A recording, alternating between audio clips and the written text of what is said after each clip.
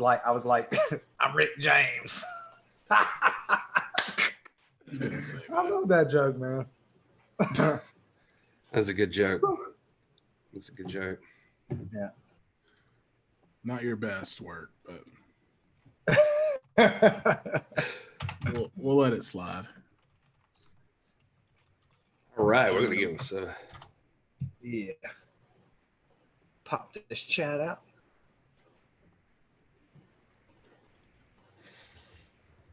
Oh, we got this is the NWA podcast is in the chat. What's up? What's up? Good to have you back, man. It's been a long time. Oh, you beautiful, and this is the NWA podcast, people. There it is.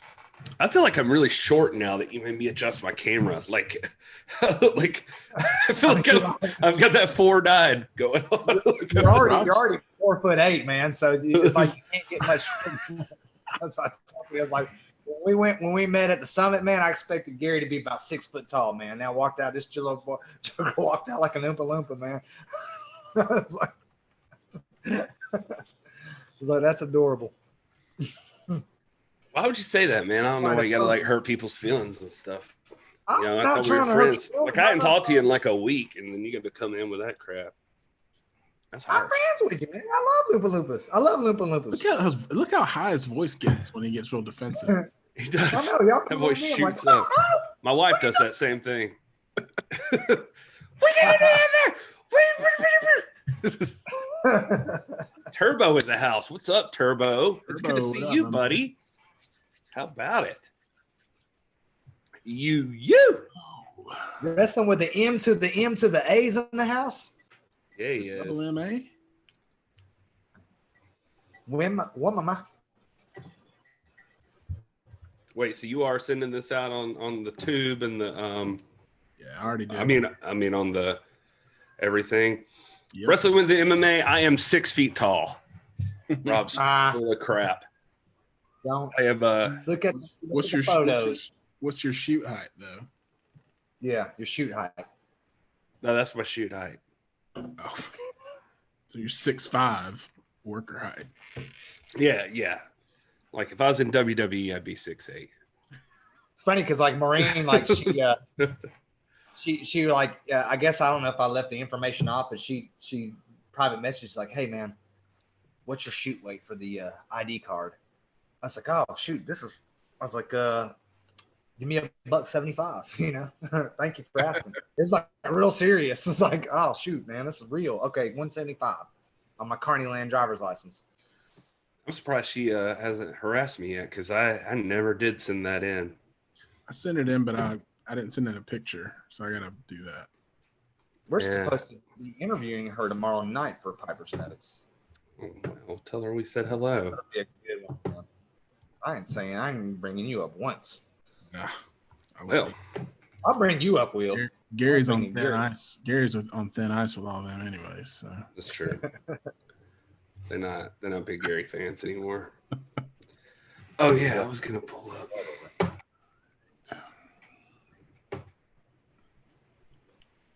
I know wrestling with the MMA is tall. I know that Joker's tall. I've seen pictures of him, man. Man, that dude's so tall he can't even like lift the camera up for as high as he is. Like like every video he's ever taken, it's like down here because he's that tall. Yeah, like it's just that's But he said it one day in the chat.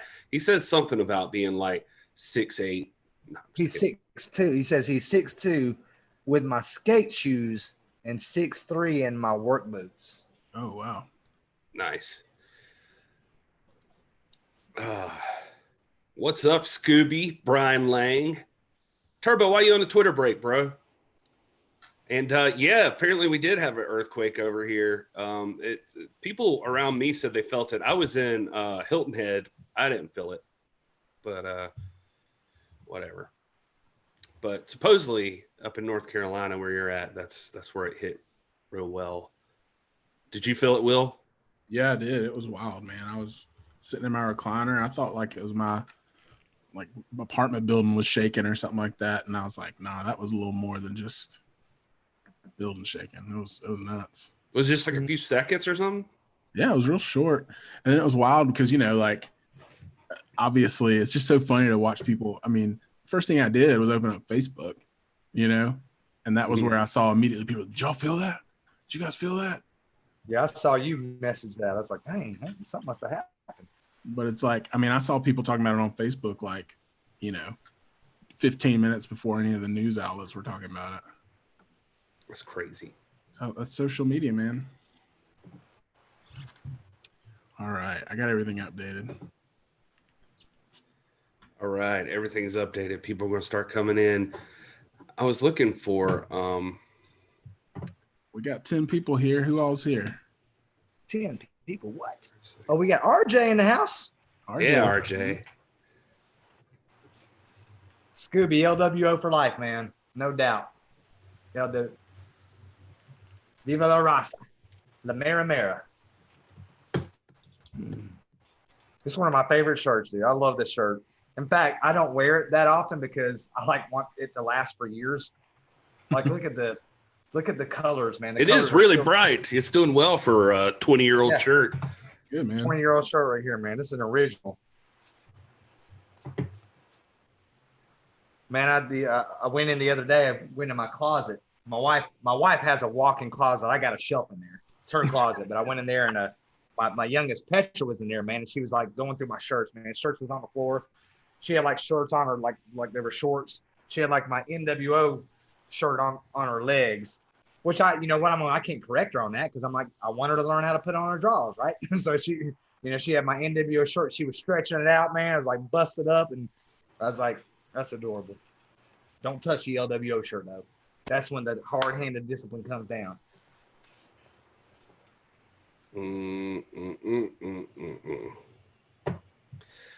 Yeah, you guys, so you let us know what you want to talk about tonight because we are going to talk about it because we just got a light show tonight, like a light show as in we don't have like anything to do except talk about lights. Pew, pew, pew. We should get a light show. That'd be fun. Some pyro. Oh man, I gotta crack this monster open right here. Whoa, back up. Oh yeah. Back up. Monster Gary's coming. That sounded really refreshing. That'll take our show to the next level. Ring entrances. Ooh. Pyro, little vignettes. I will not bow to any sponsor. Same. Speaking of which, we're sponsored by Manscaped.com. Oh, we got it right here. Yes, we should. Wrestling with the MMA. We should absolutely address MJ, Kamala, the LWO, the 5.1 earthquake, all of that. Sorry, I was looking for something, and then I was going to actually kick off the regular show. Well, I got a funny Manscaped story. So I was unpacking from the beach. Wait, save that. That could go into the commercial. Oh, okay. Well, it's not really a commercial. It's just a funny story. Yeah, but here's what it says. I got a bunch of funny Manscaped stories. No, you gotta. No, you have lose our contract with Manscaped story. You have like horrendous Manscaped stories. They sent me the copy, and the copy says in the introduction, support for XXX is brought to you by Manscaped, who's the best in the men's below the waist. Well, you'll hear it all in just a minute. But it says on talking points, do not read in bold. Host to talk about a time when he's hurt his balls while trimming below the belt, or a funny ball trimming story. Was this after or before we started our show? This is during the read for the Manscaped. Well, I think you're the host, Gary. So as long as we're all the host right now. Whoops. Yeah, but we're the hashtag NWA fam. Everybody in here, put your favorite ball story in the chat.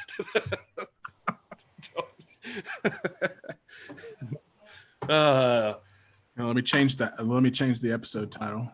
This is the NWA Ball Talk.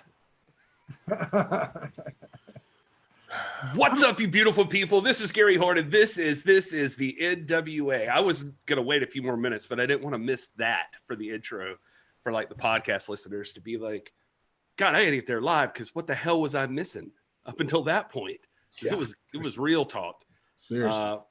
This is the podcast celebrating the past, present, future, history, legacy, and tradition of the greatest pro wrestling entity of all time, the National Wrestling Alliance. I am one of your hosts, Gary Horde, and I am here with the Doctor of Style, the Doctor of Thugonomics, the PhD of the D.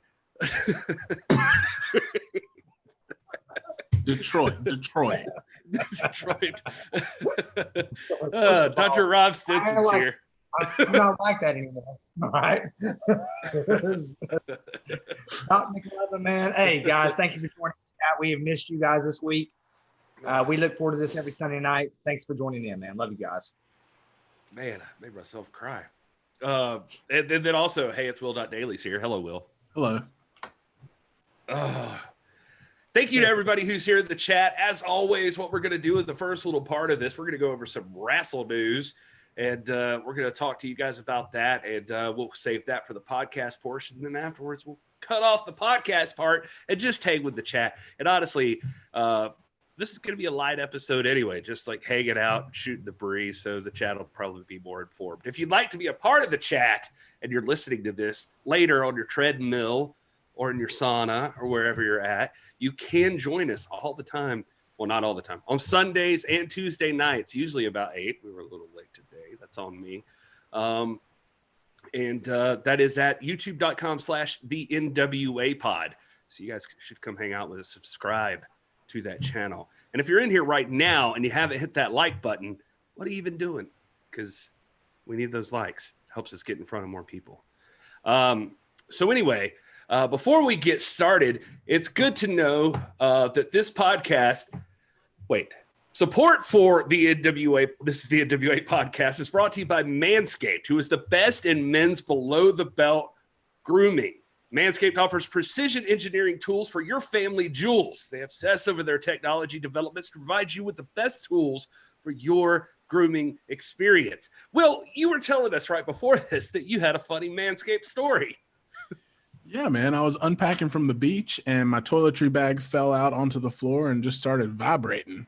And that was the Lawnmower 3.0 making its presence known. The good news is it's very durable, so it didn't break. It survived a pretty large fall, but it was a funny moment. And I just wanted to tell that story to just remind everybody that these are durable pieces of machinery here. The Lawnmower 3.0 is a good product. So you should check it out.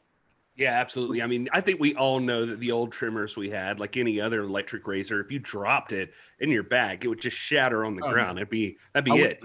I used to go through, one of those trimmers like every couple of 3 months. And that not with this one. It's durable. It holds up.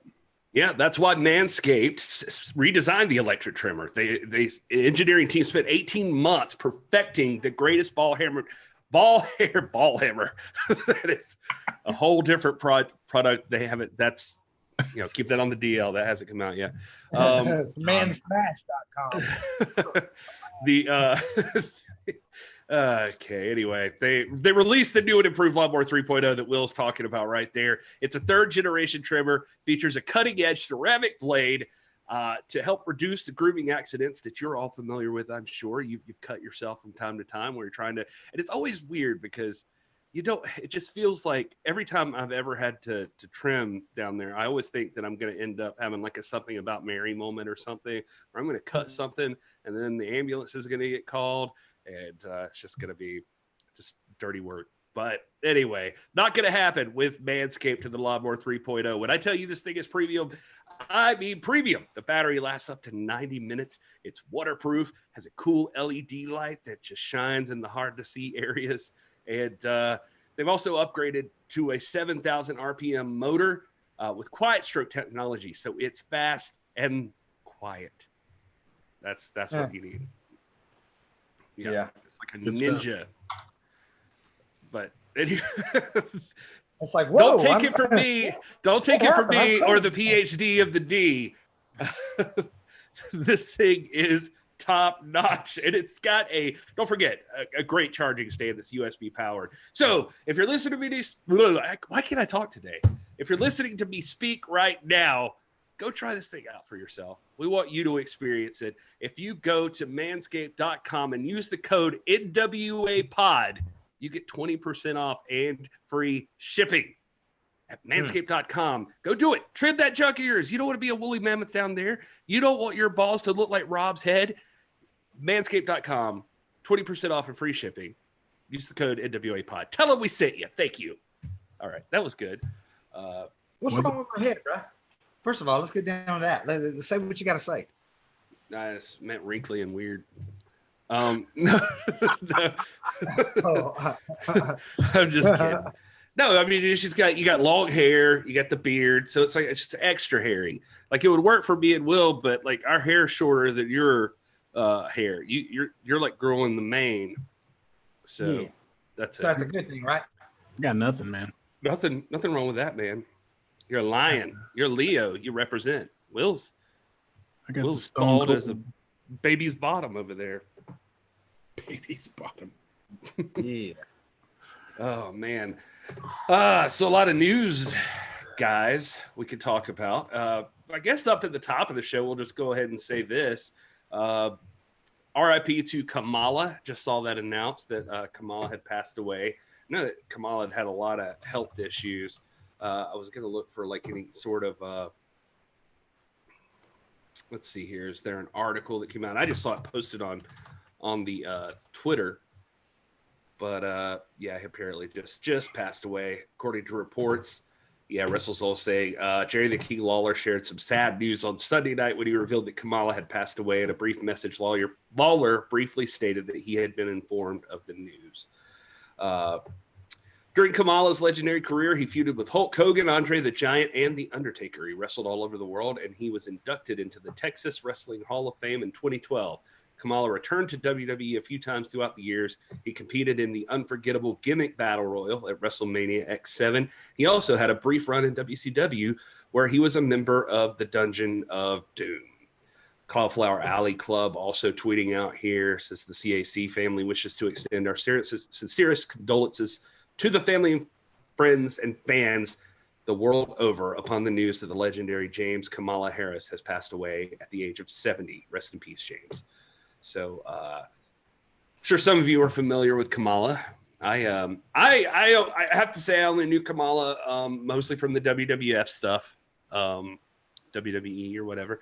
I remember he'd pin people on their stomach because he just didn't understand the concept. Not even sure if he's a gimmick that would get over right now. It seems a little bit touch and go on that, but he was around for a long time. I've heard Stone Cold Steve Austin talk about Kamala quite a bit. Just the promo packages that they would put together with like searching for him throughout the jungle and stuff that he like scared Steve Austin as a kid.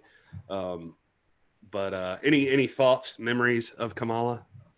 Not a lot of memories, man. Just except for seeing him, after the fact. I wasn't really watching at the time when he was involved, but just historically, I mean, his gimmick, his character, he definitely made a name for himself and wrestled all over the world. And anytime somebody like that passes, it's just a sad day for the wrestling world. I know he had a lot of health complications, I think, due to diabetes and things like that, and had both legs amputated, I believe, in the past 10 years or so. And so a lot of health issues, and it's kind of one of those things where you hate it, but he was probably had a rough go at it the past few years, and so hoping he's in a better place right now and his family can have some peace through all that. Man, the Ugandan Giant. I mean, this is one that growing up, he was somebody along with guys like Abdul the Butcher, Missing Link, /. He's one of the ones that I was afraid of as a kid. Which means he did his job. I mean, his character was larger than life, and this man, he'll be missed. I mean, he gave his life to the sport, and he's one of the legends. And just until Valhalla, Rest well, my champion. Sorry, my mic's messing up here. Yeah, he definitely did. Will, you mentioned the amputation. He did have that in 2017. He dealt with some. He had to have emergency surgery to clear fluid from around his heart and lungs. So he's definitely been dealing with some health issues. Yeah, I mostly remember the WWF stuff. I remember him being afraid of the casket when he was feuding with the Undertaker, and there was that big thing. But he had his manager Kim Chi and Harvey Whippleman as his manager. But yeah, I remember he regularly like fought against like guys like Undertaker and Ultimate Warrior and Texas Tornado. He was in that time frame for me. But Brian Cervantes in the chat talking about watching him on Houston wrestling, and I think that's where a lot of people saw him for the first time. Was in that my favorite match of his, and I could be wrong here, but I think it was the Parade of Champions. This is the night that Flair beat Kerry for the belt, Kerry beat Flair for the belt, and he wrestled the Kabuki, the Great Kabuki, on that show. And just that card, the Parade of Champions, that's just an epic card anyway. But that's what I always remembered him, because down here, we didn't get a lot of WWF. We did get a lot of world class stuff, and I remember he having that little feud with Kabuki for a while. It's a good memory, Rob. Guys, throw your memories of Kamala in the chat if you have any other stuff in there.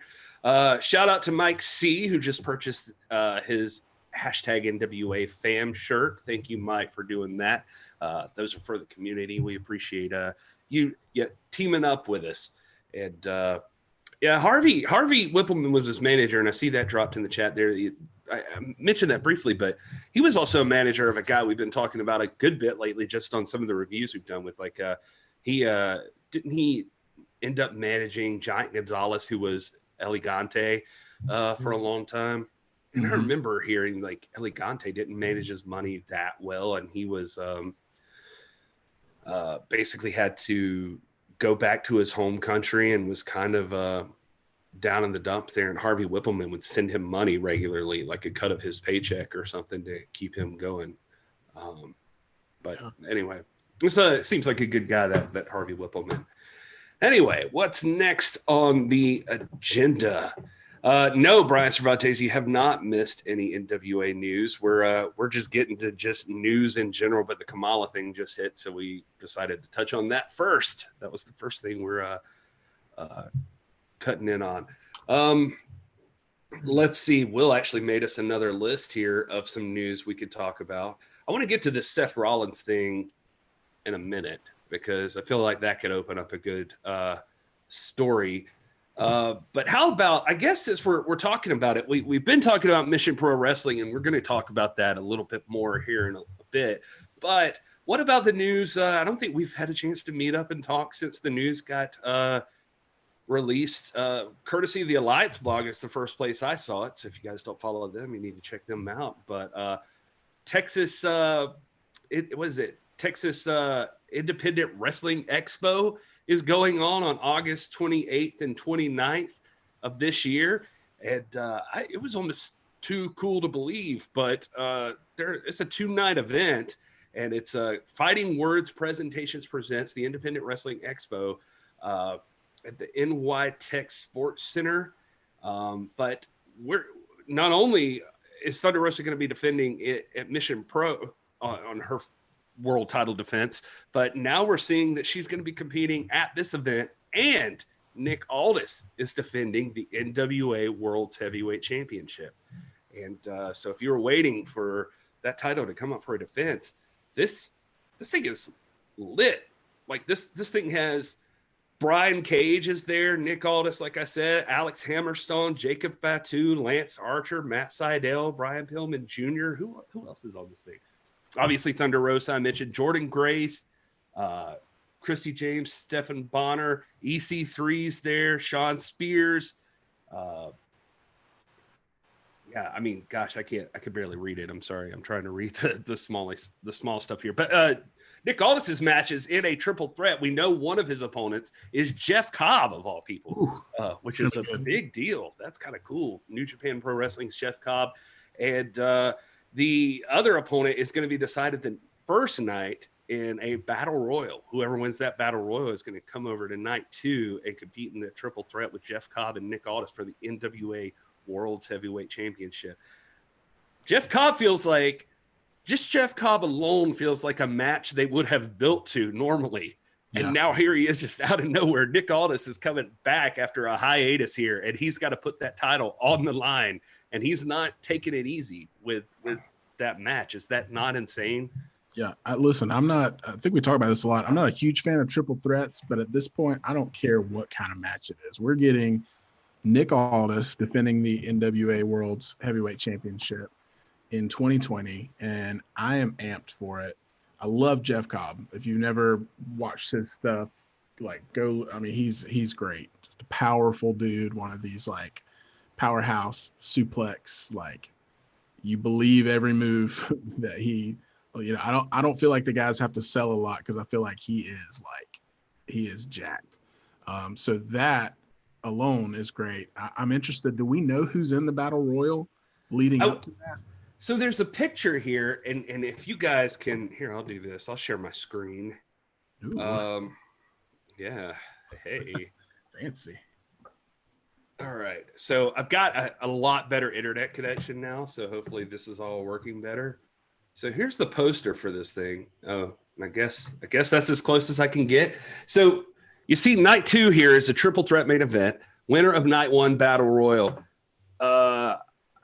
I don't know if like all these people down at the bottom are in it, or there's a 4-man 1-night tournament here. I don't know if they're talking about that. I don't know who some of these people are. That looks like Chris Masters there with Jacob Fatu in the night 1 main event. And that's definitely Lance Archer. And somebody can probably tell me who that other guy is. I apologize. I don't know. Sam Adonis, I see, says Ringside Rant. I apologize. I'm not up on my independent wrestling as I should. Who is Thunder Rosa up against here? See some names, but like who is this nice lady that Thunder Rosa is going to be competing against? And perhaps Bryce Cervantes, who's in the chat, can tell us maybe is that an NWA Women's Championship match? Is this a title match, or is this just an exhibition? Interested to know on that one. I'm not gonna lie, I was thrown off by this. This came out of nowhere, and it feels like with, nothing off these guys, but little fanfare. Like it just seemed like it was just out of nowhere, and you're having like a 2-night wrestling expo, and it's like autographs, signings, wrestling art, merchandise sales, live podcast recordings, wrestling move demonstrations, wrestling quiz tournament, best wrestling body contest, strongest wrestler contest, wrestling seminar with Matt Sydal, Q&As with top stars like Jake the Snake Roberts, Jazz, and Gangrel. So look, even Jazz is going to be there. Like, what is going on here? Over there to the left, the lower left-hand corner of the poster, you see the blonde-head lady. That is Terry Gordy's daughter. I think her name's Miranda Gordy. So that's kind of cool. Yeah, just insane. Like it feels like an independent WrestleMania almost. I was like, what is this? And happy to see 2 of our big stars from the NWA, 2 are arguably the biggest stars from the NWA, are going to be at this event. And some other wrestlers I'm a really big fan of. Alex Garcia, Brian Cervantes says, is the opponent for Thunder Rosa there. That's going to be interesting. But anyway, Rob, if you feel like going to Texas a month early, dude, man, I'm looking at it right now, man. I really was. I'm like, oh gosh, man. I'm just saying, should we all just move to Texas? What's going on? It really feels like it. Kids don't need that college fund. I can take a little bit from it. Is this? I got another question. You said live podcast recordings. We hadn't gotten a call about that. Yeah, what's up with that? I don't get that. I mean, I hadn't gotten my comp tickets yet. Makes no sense. We should be there. And yeah, it's kind of crazy that that's going on, and I don't see any sort of notification about it being streamed or anything like that. But man, it should be, because I bet you could kill it right now with an event like that. But anyway, I'm excited. I'm excited to see Thunder Rosa compete again. I'm excited to see Nick Aldis defend that title, and especially in a match with Jeff Cobb. That sounds awesome. It's going to be exciting. That will come on day 679 of the reign. August the 29th will be day 679. So, yeah, and that's a main event anywhere, man. That's good. That's good stuff.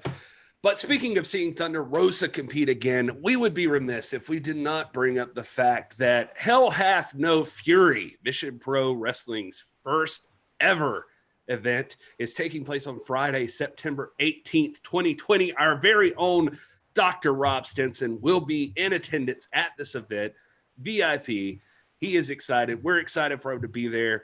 And you can bet we're going to be covering this thing. We've mentioned it every show, and we will continue to do so because I have not been this excited about an event in a long time. God help me if I've been this excited about a wrestling thing in 2020, because it's all been rough. And so I'm excited for this one. This one's going to be a lot of fun. Completely women run.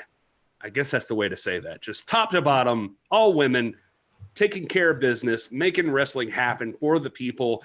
And it's going to be amazing. You guys have to check this out.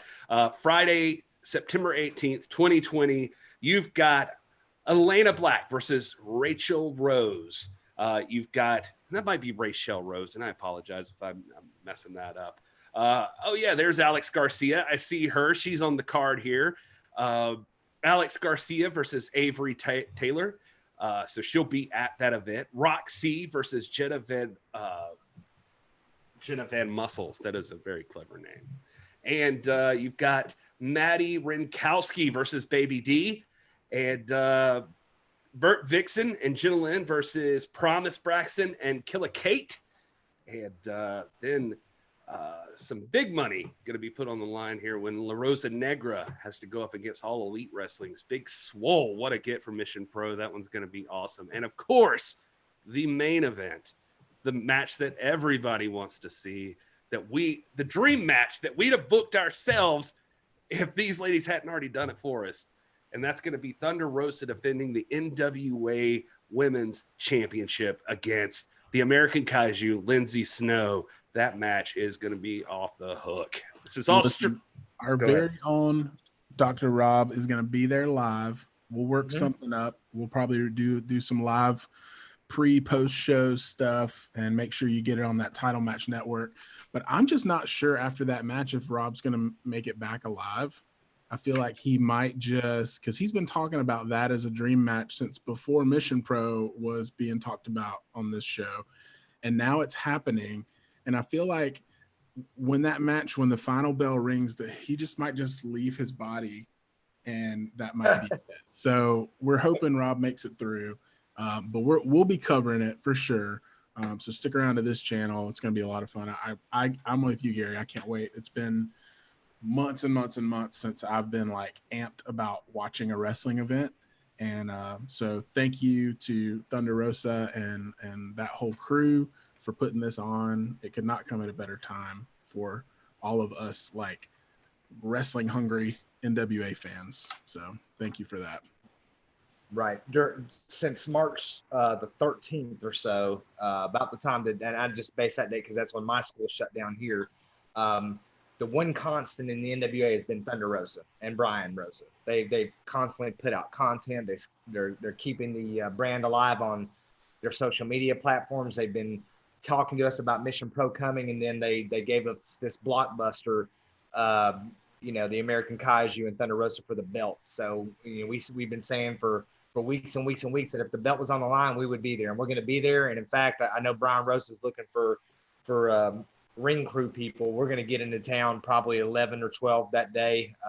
We've got a connection, so time may, but if I'm during time, of course, I'm willing to help Mr. Rosa. Pamela Fisher, Polka Dot Pam, is going to be there. She's coming all the way from New Orleans, and we're going to have a meet and drink.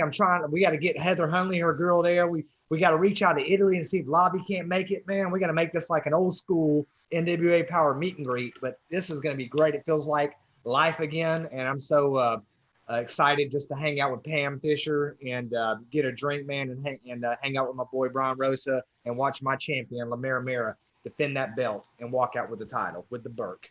You guys are here to make me jealous, and I am so disappointed that I'm not going to be there as of right now. Although Rob has actively pursued my wife to make her let it happen. But that aside, it's going to be an exciting event, and it is, if you can't be there, streaming on the Title Match Network. So you can watch it. Unlike that Wrestling Expo, you can catch this event live on... Sorry, I just dropped the date again for some reason. I'm terrible at this job. My computer just crapped out on me.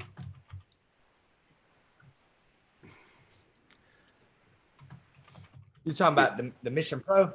Yeah, I was going to say, you're going to be there, bro. You can jump in at any time.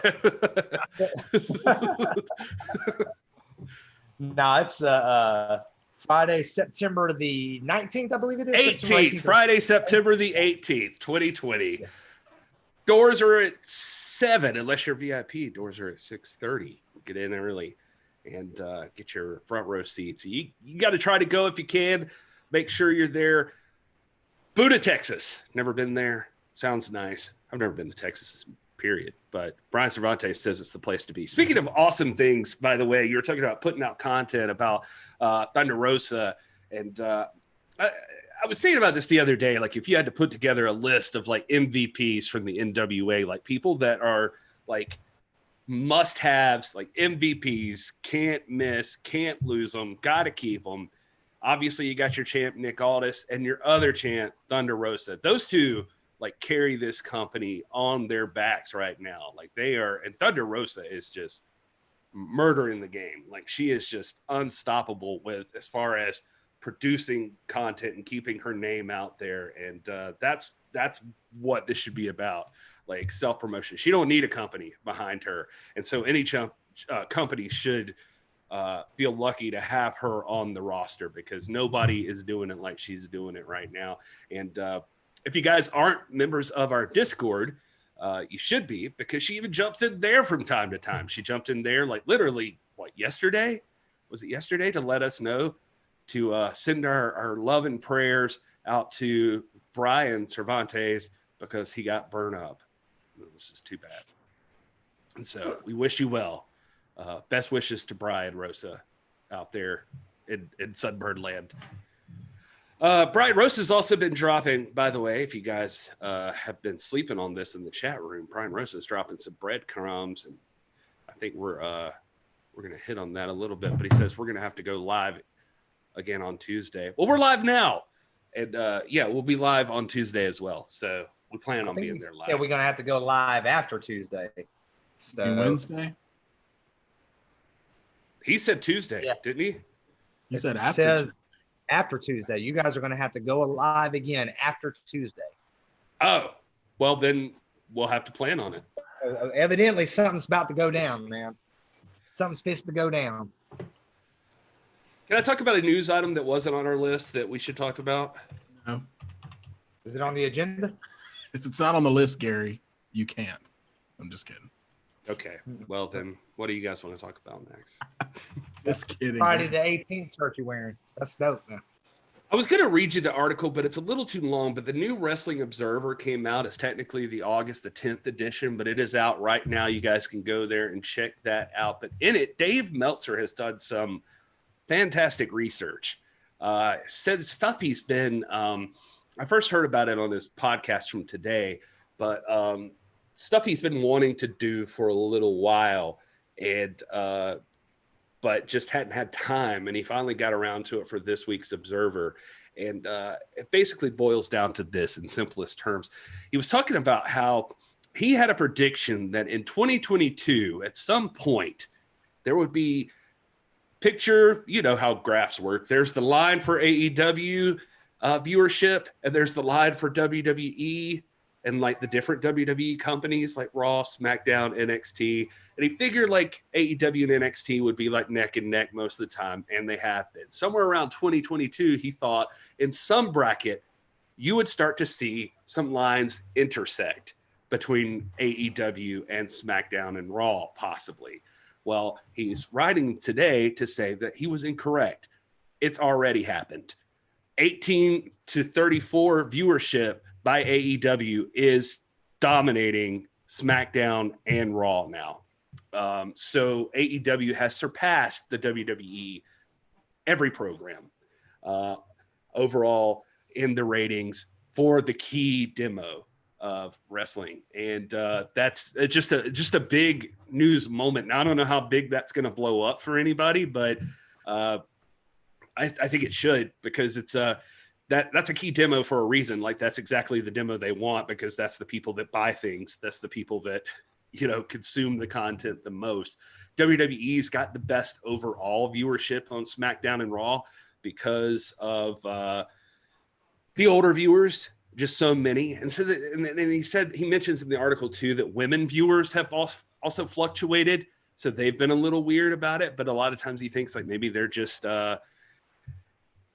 you know, like they're just stuck on whatever's on, or whatever they're used to seeing, or whatever the people they're with happen to be watching, or whatever. But it's a very strong sign that that AEW is in the hunt right now, and it's coming faster. Everybody's on the same playing field. Nobody's got a crowd. Used to, that was the biggest criticism for AEW, is they just had a rabid fan base that just cheered anything. That's not the case anymore. They don't have a live crowd. They're on the same level playing field, and AEW is moving quickly against WWE. And so it's just kind of interesting to see that play out. Yeah. And let me add this in too, from a marketing standpoint, because, you know, a lot of people, if you don't work in marketing like I do, you don't realize this, but networks and advertisers do not look at the cumulative ratings. They don't look at the overall viewership. They look at that demo, because everything in marketing, everything in business is driven by user intent, and it's driven by the user trends. And so that 18 to 34 demographic is hugely important, because exactly what you said, Gary, those are the people spending money. That's the age group that'll buy a pay-per-view, that'll subscribe to a network, that'll, you know, go buy the merch and things like that.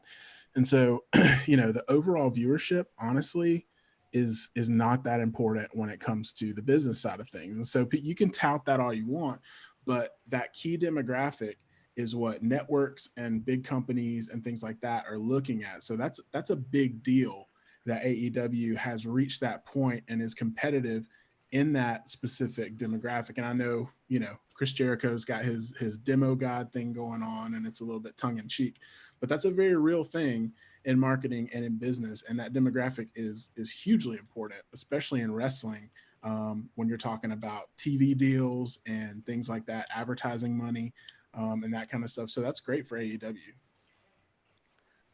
Yeah, absolutely. I couldn't have said it better myself. That's exactly the point he's getting at.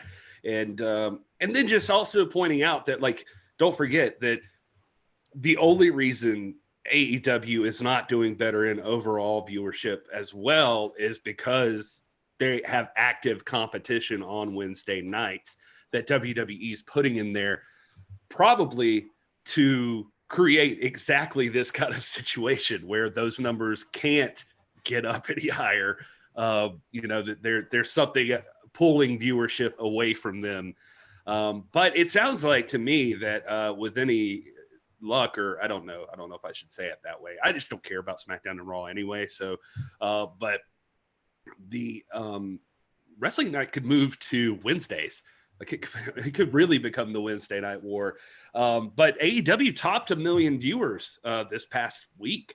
So they I think like one or two segments got over 1 million at a certain point. So pretty impressive. I mean, their average viewership was lower than that, but anyway, just thought that was interesting news. And I guess the reason I'm bringing it up so that we don't put Rob completely to sleep here. I'm in this, man. I'm interested. Okay. Well, you know, not here to tout Dave Meltzer as perfect anything. I see some conversation already happening in the chat about him and that sort of thing, but the man does do the numbers, and that was kind of where I was going with this. And it comes on the cusp of I'm just teasing this. I don't know anything, but my thing is if you look out on this past week or so, we've seen, I mean, I guess over it's the past month, Thunder Rosa like put out a tweet to Hikaru Shida, and Nick Aldis has gone back and forth with some people. Well, we saw Eddie Kingston go back and forth with Cody Rhodes, and obviously that turned into something. And then Nick Aldis going back and forth with Bruce Pritchard. I was like, what other way to get back at Bruce Pritchard than if like Nick Aldis could do something? NWA is the perfect outside fringe group that could make a difference. And if Tony Khan wanted to strike while the iron is hot right now, like while they're competing, like you wanted to just take the kill shot, opening himself up to some partnerships would be ideal right now. We've talked about this a number of times, just like the possibilities of this happening, but it feels like that could just end it right there. Like that could put them right in the mix immediately. What do you guys think about that? I have argued for forever, even before my time on the show, that the NWA is a meta promotion, and that it's appropriate for any cooperation with any territory, promotion, entity, what have you. That is what should happen, because the NWA title, whether it be the birth or the 10 pounds of gold, is the one ring to rule them all. That's the tough one. That's the tough one that's going to be the one that's hard to, I think, have every company get on board of, is that the NWA title is the one title. That's like, I can see that the company's starting to work together, but it seems hard to believe they're going to go for like one world's championship. No, I think that, I'm not saying that the other territories or entities or promotions don't have legitimate world championship status any more than the WWF doesn't have 4 or 5 different world titles that they recognize. They all have a legitimate claim. What I'm saying is that there is a veneration and a position that the NWA holds that everybody universally respects. And I think most people could get behind saying, hey, so we were talking the other day, I can't remember if it was on social media or what, about would Cody versus Nick Aldis, like, would that demean the 10 pounds of gold because it'd be that versus the TNT title? I'm like, not at all, man. I mean, anybody who holds a title in any promotion can contend for the world belt, And it just so happens that the 10 pounds of gold is the most prestigious. It is the lineal title. It's the one ring. It's the one belt that everybody who ever stepped in a ring covets the most. That's no shade on any other title. But I really think that a lot of people would surprisingly get behind that idea that we're going to have the NWA belt defended on our show in this promotion, in this environment. Maybe the belt changes hands, maybe it doesn't, but I think people would still respect it. Will, do you have anything to add to this? No, I mean, it would just be interesting to see how it plays out. I mean, talking about, utilizing some of that NWA talent, I think the key thing for me would be to identify them as NWA talent. I mean, we've seen in the past several months, Ricky Starks come over and sign a deal, and now Eddie Kingston come over and sign a deal with AEW. So I wouldn't want it to be like a poaching type scenario. And it wouldn't really be poaching because these guys are not under contract. Nick Aldis is under contract. But, if we're talking about the greater NWA roster, like I think it would be great from the angle of, hey, this is an NWA star.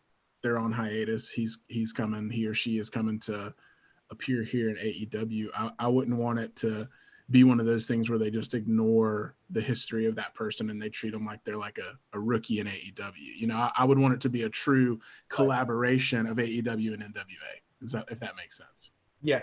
One other thing I want to add, I understand that we've talked a lot about the NWA being on hiatus. I want to get past saying that, because I don't think the NWA is on hiatus. I think Power's on a hiatus.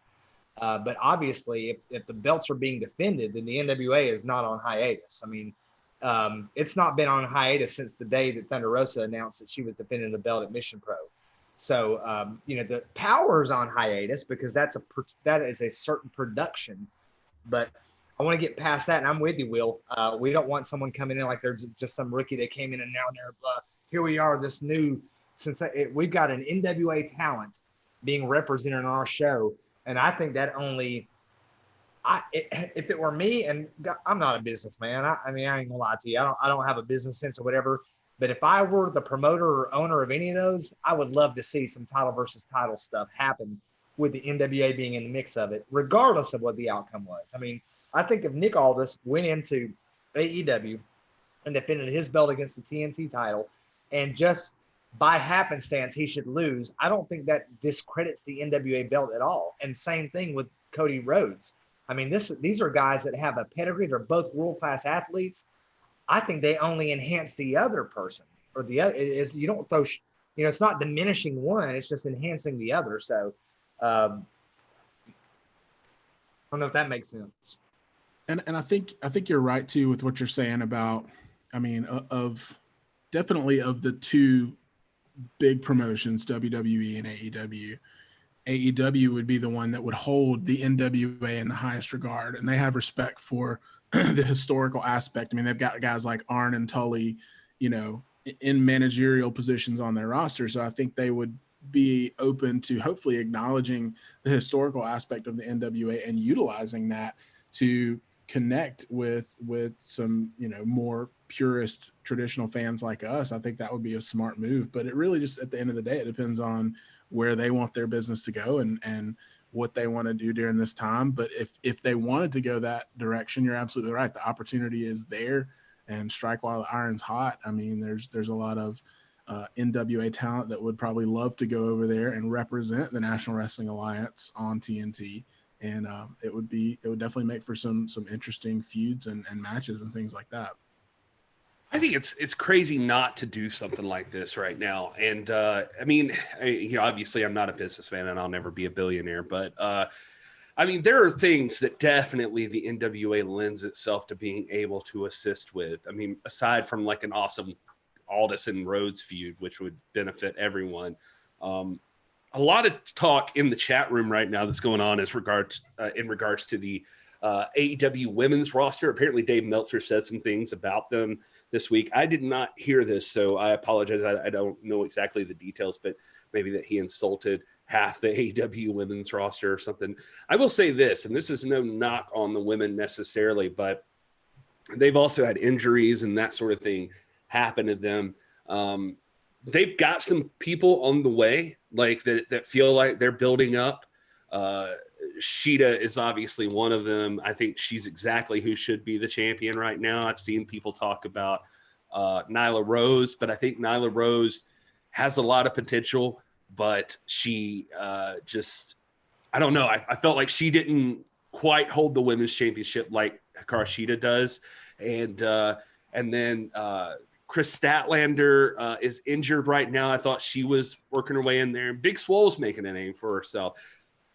Britt Baker's obviously injured. So there are names now. I just named some right off the top of my head, which is something I couldn't do at first for the AEW women's roster. But I say all that to say that I think that one of the weaker parts of AEW right now, in my personal opinion, is their women's roster.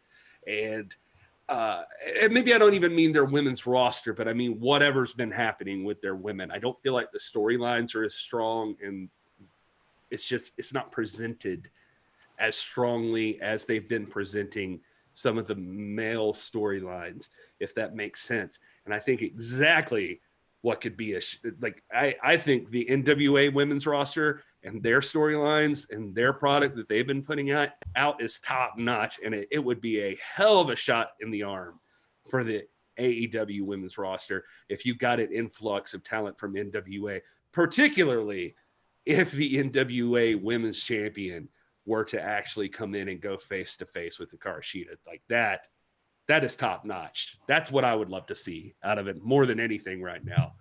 Maybe even more than gosh, I know it's blasphemy, but don't say it, bro. Don't say it. No, I'm with you, man, Gary. I think that again, it's not a knock on. It's just the AEW women's roster is down right now with the injuries and stuff. You got some of the best. I've always liked Penelope Ford a lot. I mean, you got Bunny who wrestles. I don't like her being eye candy. I think she's a force in the ring too, and is entertaining to watch. They've got great talent. There's a lot of injuries and stuff right now, but the NWA women's roster, yeah, it's very select. It's smaller, but every single woman in that roster is an Impact player. Every single one of them, from Thunder Rosa at the top all the way to Ashley Vox. I mean, every single one of them are Impact players. And you have let's just say an NWA invasion of AEW, if something like that were to happen. Oh my gosh, that's good for everybody. It's good for women's wrestling. It's good for professional wrestling.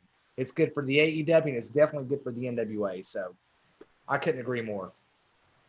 Yeah, I think that it's just, I mean, you know, as we see with WWE, just having great talent doesn't make for a great program. It's got to be creatively smart. The storylines have to be there, and I think that's where AEW dropped the ball. Is they've had great talent, they've just never put together cohesive storylines and things that people could really sink their teeth into. And it felt like they kind of were going for this, and we're going to talk about this in a little bit with some comments that Seth Rollins made, but this just like quick payoff storylines, like not really building anything, nothing that had any longevity.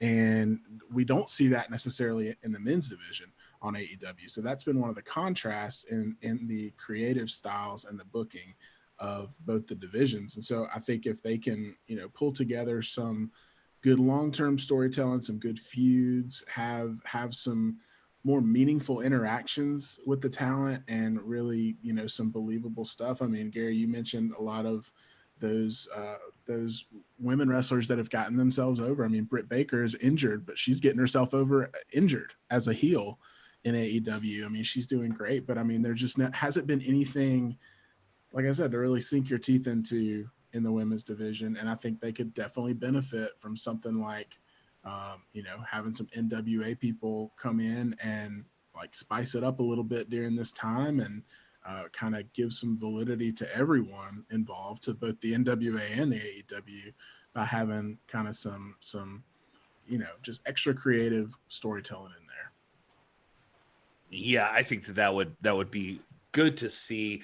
And again, like I said, this is all coming on top of the news we got here that AEW is creeping into the top demographic that wrestling companies want.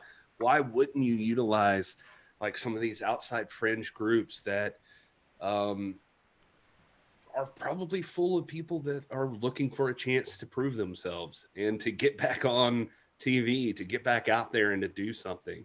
I'm glad to see Thunder Rosa and Nick Aldis popping up again, but it would be fun to see, honestly, to see them on that platform, to get that much exposure, because right now it can only benefit NWA to have that happen. All right. Well, Will, since you hit on it, we'll jump into it here.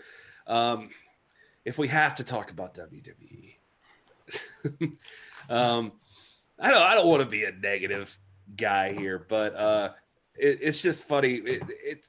Is it just me, or is every time you hear like some kind of story where somebody in WWE criticizes someone or something, it sounds like they have absolutely no clue, like they're not aware of the world around them or something? I don't know. It just feels that way. So Will showed me a story today, and this comes from Cultaholic. It goes like this: pro wrestling storytelling doesn't always have it easy, especially when trying to present a traditional story in the modern area where media is greatly involved. But Seth Rollins appeared recently on the Gorilla Position podcast, where, among other topics, the Monday Night Messiah acknowledges the challenges faced by wrestling today, as week-to-week programming can be at a disadvantage when compared to other forums. And this is a quote from Seth. He says, "In the age of instant gratification, audiences don't have the patience for long-term storytelling. When you can binge watch your favorite series in 2 days as opposed to 2 months, it creates a different precedent for how we intake our entertainment. We are consuming our entertainment differently, and wrestling is not immune to this shift. We have to adapt as well to keep up with our audience. I'm in my 30s, so I grew up to the longer form of entertainment, but our younger audience isn't wired that way." So that I don't think he's right. No, he's not right. This is so. Listen, I used to be a huge Seth Rollins fan. When I came back to wrestling in 2015. It was mainly because of Sting appearing at WrestleMania 31. But I became a huge, heel authority version of Seth Rollins fan because I thought he was great on the mic. He was entertaining to watch, and he was just a great, had a great gimmick going at that time. In the ring, he's always been incredible, steals the show a lot of times. But lately, the past couple of years or so, it seems like he really has become like a mouthpiece for Vince McMahon and Bruce Pritchard and these guys who we can all agree are uninformed about what we, the wrestling community, are looking for in wrestling programming. And this is just another example. I mean, it literally sounds like the cue cards were handed to him from Vince and Bruce saying, hey, make sure you tell them why we don't do long-term storytelling. But they're obviously not listening to us, and they're not listening to the larger, wrestling community that I look at on Twitter and talk to and communicate with, because we all love long form storytelling, and we're all very critical of the fact that WWE could really benefit from doing some long-term storytelling. And we feel insulted at the fact that they would mock us in a sense by doing these like instant gratification. Oh, I suddenly hate you and we're going to wrestle on Sunday night and then it's going to be over. Or these guys have a feud and they don't even acknowledge their past feud that they had 2 years ago. Stuff like that, like ignoring history. It's ignoring common sense in storytelling doesn't benefit anybody, and especially the viewer. It's not entertaining.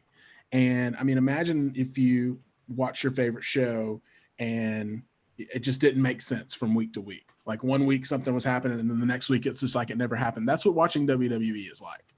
And they can say all they want about instant gratification and, oh, people can binge watch shows. Yeah, I binge watched Ozark, but it all made sense.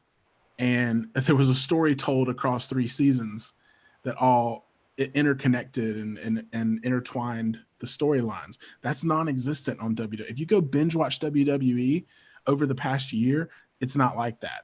You by the time you're at the end, your head is spinning because you're like, what just happened? Like why is he mad at him? And where did this feud come from? And that kind of stuff. So I get the sentiment of what he's saying, but they're going about it all wrong. And he's defending something that he shouldn't be defending. And I would think personally that Seth Rollins is smarter than that. But apparently he's been heavily influenced, in my opinion, from the top down with that kind of mentality.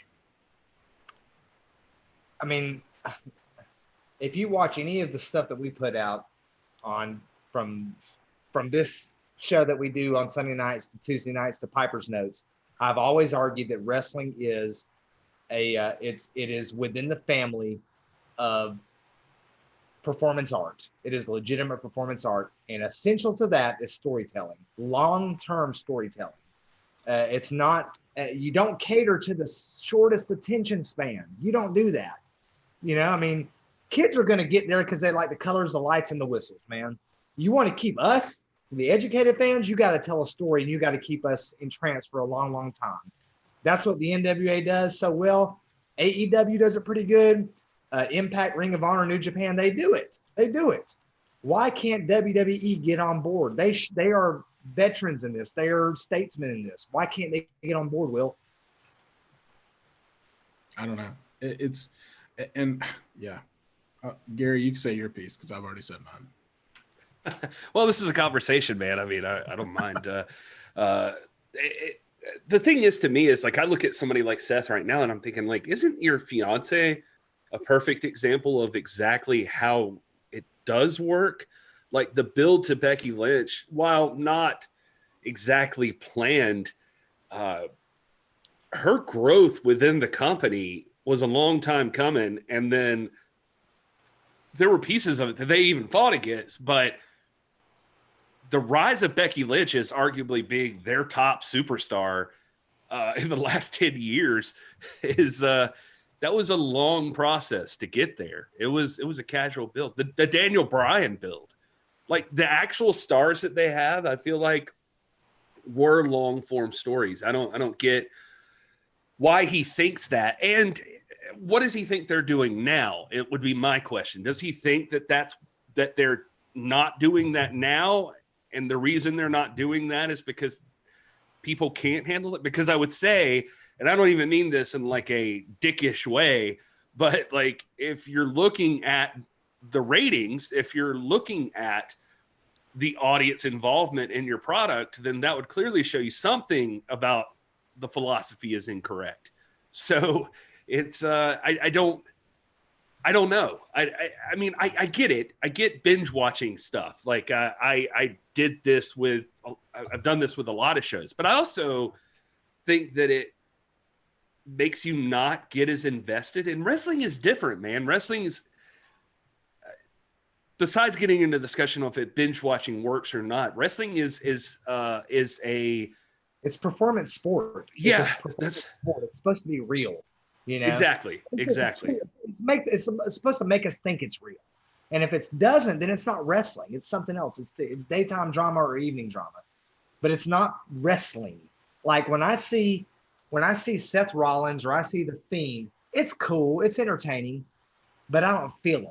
When I see Nick Aldis or Thunder Rosa, I feel them. I believe them. You know what I mean? That's what it's supposed to be. That's exactly right. That's what I was going to say, is like, it's giving you the, I was trying to find my wording there, but you're right. It is portraying an actual sports arena, like in a sports presentation on television. You don't binge sports. That's not the way that it's supposed to be. And it's the process. It's about the ups and the downs, the ebbs and flows of that person's season, let's say, or whatever. That's all part of the presentation. So you can't just binge that. I mean, what, and to get invested in characters, it's really hard to do if you're like, I mean, I don't understand what the alternative really is that he's proposing necessarily. Like I'm with you, Will. Like I kind of get the sort of what he's trying to say. Sounds like he's like, the attention spans are a little bit shorter, but that just says to me, like, you got to work a little bit harder to make people invest. Yeah. And that's the thing, man. You don't cater to the, I'm sorry, Will. You don't cater to the shortest attention span, because they're coming anyway. They're not coming for the story. They're coming for the makeup, the pyro. They're coming for the presentation, the lights, bells, and whistles. It's the older fans that are coming for the story. The people that are going to sustain the company. Kids aren't buying shirts. Adults are buying shirts. You know what I mean? Adults are putting the money out for pay-per-views and WWE network accounts, not kids. So yeah, they're going to be entertained anyway, because that's the product. Kids love the NWA, but they're not. The NWA is not catering to Piper and Petra. They got it anyway. They liked it anyway. You know, you build a story for us. I'm sorry, Will. No, I was just going to agree. I mean, the bells and whistles, that's for the instant gratification crowd. The instant gratification crowd is not concerned about storylines. I do not know anybody who thinks that the WWE is killing it with their short-term storylines. Like, nobody's like, oh, I'm here for that. People are here for, as you said, the short attention span people. They're like, man, this production is through the roof. They got cool t-shirts. They have pretty colors, and their characters are very vivid and wild. Nobody's sitting here saying, oh, I love the WWE because I can get Seth Rollins versus Rey Mysterio in 1 week, and I can see the resolution of it, and then I can move on. Nobody wants that. Like, nobody wants to watch a TV show and see the ending in the second episode. You know, you want to go, you want to have more if you're talking about, even when you're talking about binging. So I get what he's saying. It's just misplaced. That shouldn't apply to storylines. That should apply to your production. You should say, okay, people want instant gratification. Well, we're going to have pyro, and we're going to have flashing lights, and we're going to have cool video vignettes that tell the story, and we're going to do this and that. That would cater just fine to that crowd. You don't do it with storylines. You keep the storylines in place to keep the creative integrity of professional wrestling as a performance sport. Yep. Yeah, I think that's exactly right, Will. It's crazy to me. I don't know what. Yeah, I don't know what the alternative really is. I mean, if wrestling's supposed to get you invested in a person and like their career trajectory and that sort of thing, I mean, you can't possibly do it short term. It's just not the same. I don't know. It just doesn't work that way. And the thing about, I mean, it would be one thing too if you guys if they were doing it and it wasn't working, but they're not. Like, I don't see anything top quality. And let's face it, I mean, the WWE writers aren't the same people that wrote Stranger Things or Ozark or you know, any of that stuff. They didn't write Game of Thrones or any of that stuff. So maybe, you know, I'm gonna tell you, those guys definitely did not write Gang of Thorns, man. Definitely.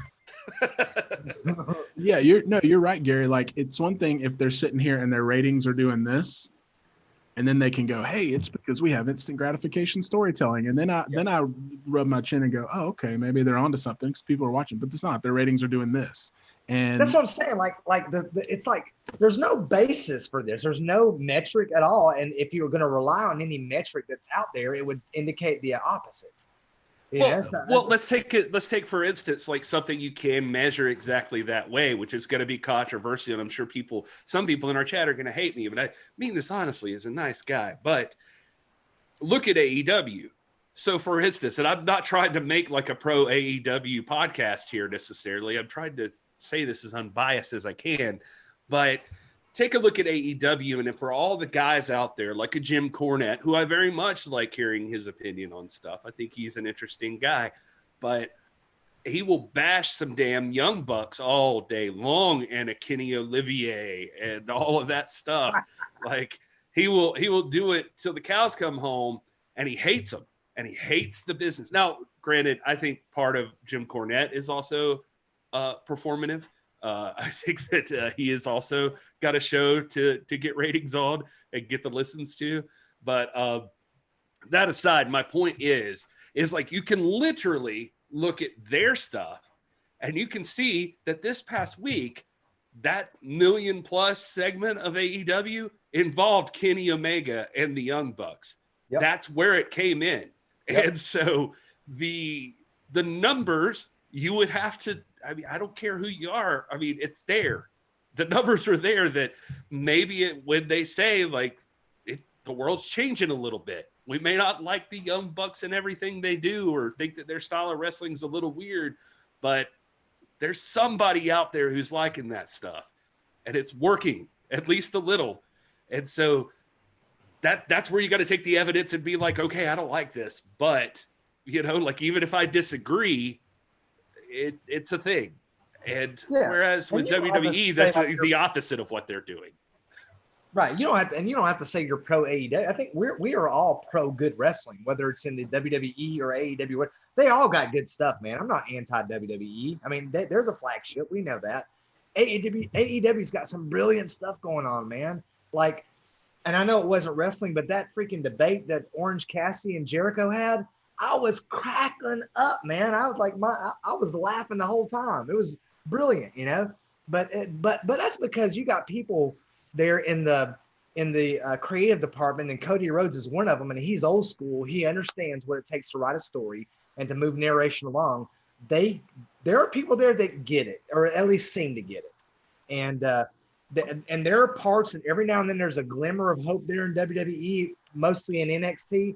But most of the time I'm like, come on, guys, what are we missing out on here? Why are you not seeing what we, the regular marks, we're just marks. Why don't you listen to us? Because we're telling you what we want to see. Part of it too, man, like that really hurts the WWE is this pay-per-view every month deal that they've got going on. They're feeling pressured not only to have the weekly programming for 3 shows that all total 3, 5, 7 hours of programming a week, that they also have a pay-per-view every month, and they have to like book these matches and build to it. And AEW doesn't do that. They do like 1 a quarter, you know? And so they have the luxury of creating these feuds and making them last. But you look at AEW, you look at, if you're talking about instant gratification, they would have just put the belt right on Kenny Omega from the get-go, because he had the most buzz coming into the company. Yes, Jericho, because he's a legend, had buzz, and I agree with what they did putting the belt on him, but you know, Kenny Omega, people thought he was going to come in and just have a rocket strapped to his back, but he's not. He's a tag champ. They're going to build to that. And eventually, when he does get that belt a year, 2 years, 3 years from now, it's going to be huge because we're going to have all this long-term storytelling and this equity built into his character. They've been teasing a split between Kenny Omega and Hangman Adam Page for months and months since pre-COVID.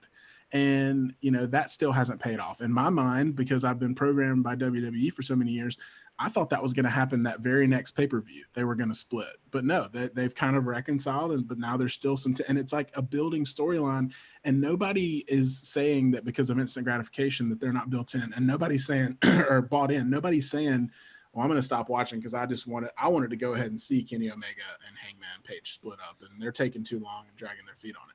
People are enjoying it because every week there's a new element to the story. There's How still about that they went with the crowd reaction, not to cut you off, sorry, but but that they even like that it started out that it was like obviously like Hangman's kind of being a dick, but then like Hangman kind of straightened up, and it's like Kenny's kind of being a dick sort of now, and it's kind of back and forth. They're just it's like it's more developed and well-rounded than just a casual just breakup.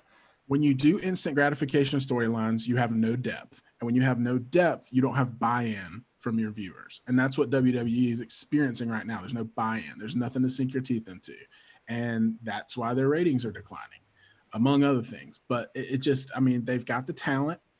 I believe they've got the creativity. If they can just shift their mindset to what we're talking about, they could be on top and stay on top. And, you know, I know they've got the most money and they're probably going to be on top. And we saw their, you know, earnings over the past few months were astronomical, even though they had to let a bunch of people go, apparently. Like that kind of stuff just doesn't sit well with us as the wrestling community. And that really contributes to the decline in viewership. People aren't interested in watching something that they can't get invested in. God, it's gonna sound like I'm really just up their butt right now, but it is like such a stark thing from like the stuff I see coming out of. Like I'm not completely cut off from it anymore. I listen to the results on podcasts I listen to, and I read about what's going on, so I have an idea for stuff like this, what's happening in the shows. But like, look at like, I don't know, like look at the Apollo Crews stuff that's been going on, and just how it seemed like there was a storyline, and then they've just dropped it with the U.S. title. It was just kind of over. Like Apollo came back and he got his title back. It seemed, I don't even know what happened there. It was just like for no reason this stuff was built up. But then you take somebody like a Cody Rhodes, who like they built up to go for the World's Heavyweight Championship, and did so in a story where if he lost, he would lose a shot at that forever. And then he did because of MJF. And he and MJF have had a feud, and MJF got the better of him in that. But have they wrapped that? They haven't even wrapped that yet. Like it just, both guys got sidetracked in other stuff.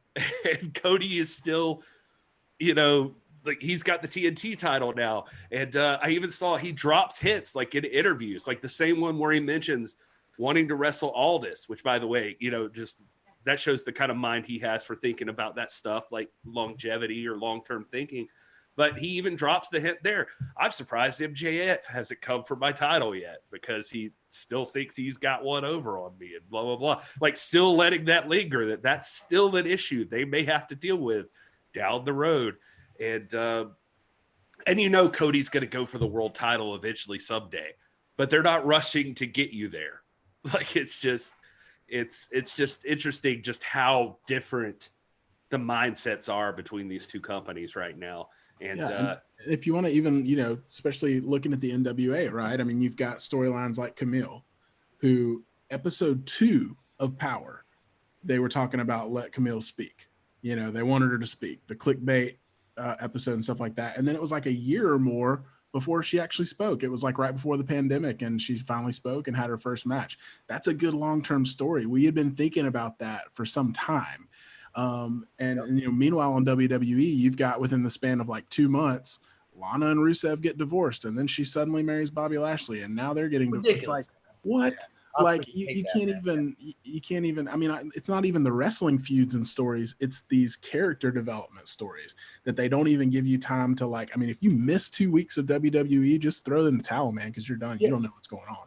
Say what you want about WCW, but like the whole Sting, the NWO Sting angle, him challenging Hogan, they played that out for a year, and we were compelled every Monday night. We thought it was going to happen. I don't care. We were 37 weeks into it. Like, it's happening tonight. This is the night. You know, it's like, gosh, man, you 2 week attention spans. Yeah, it's just I just don't. I don't know. I'm sort of sad like you, Will, because if you listen to our episodes, what was it? The Battle Royal episode we did where we were drawing questions from a hat.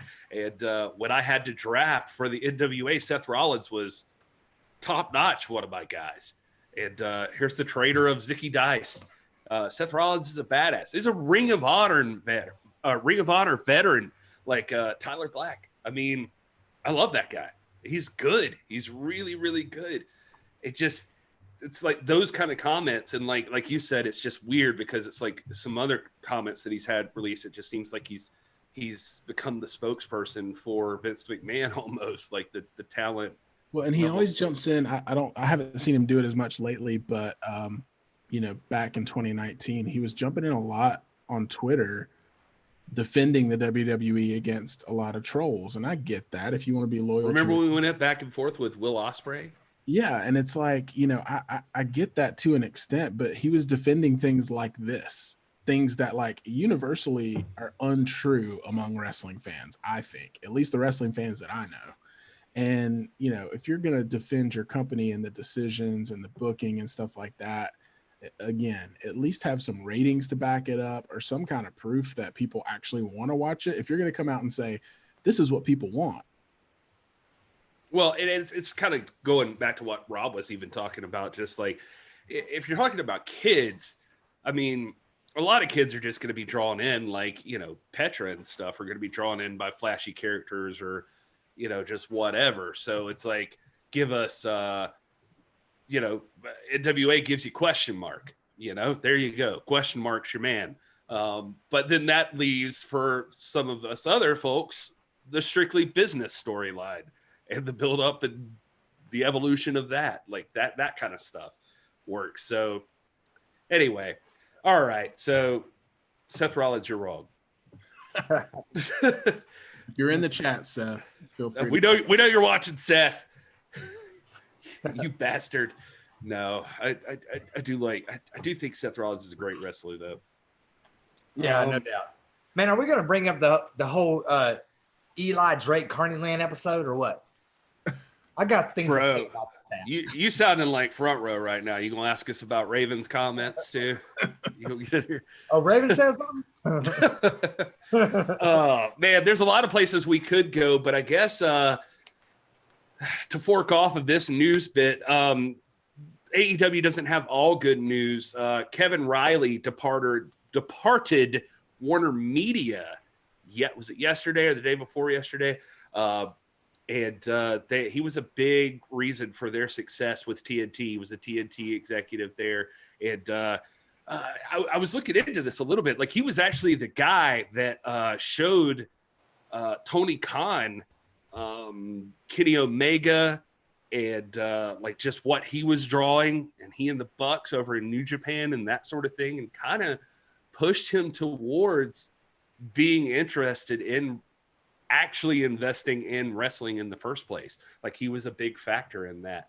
And I mean, not that he necessarily was like trying to get him to sign with TNT. That came up later, but like, he was like showing him this, and then showing him how much money the WWE was getting bid on for their television contracts and that sort of thing. And it got Tony Khan interested in starting a wrestling promotion. Then you got the All In pay-per-view, which is essentially a proof of concept that Rhodes and the Bucks and everybody put on to show what could be done. And that kind of sealed the deal. But essentially, I think right when he was talking to Khan, like that, like his conversation with Khan about Omega and the Bucks, I think was the thing that sparked his interest. And then he went and looked, as I heard the story, and figured out that he could have, he had his big few that he wanted, and that contracts would all line up perfectly, that he could sign and get the deal done right away. And at that time, that was Kenny Omega, the Young Bucks, Chris Jericho, and CM Punk. Those were his like targets to nail down. Of course, the only one he didn't get was CM Punk. That later shifted into, like Cody Rhodes and Dean Ambrose coming in, or John Moxley, sorry. But anyway, just long story short, he was a big advocate for AEW with TNT, got them their TV deal they did. The TV deal right now that actually probably saved their bacon, honestly, because if they hadn't re-upped that contract right at the top of this year, they were trying to prove they could make money before they actually got paid for television up front. And now then they re-upped it like right at the end of last year, the beginning of this year, that like signed them for like 4 years, like sealed the deal. They were going to be making money. They were guaranteed TV. If it wasn't for that, I mean, well, they probably wouldn't be putting on shows right now. So he helped them out a lot, but he left the company. And so people have been asking Cody Rhodes this tweet from What Culture that Will sent me an article about it. A guy asked Cody Rhodes, should we fans be worried about the future of AEW with the changes of management in Time Warner / TNT?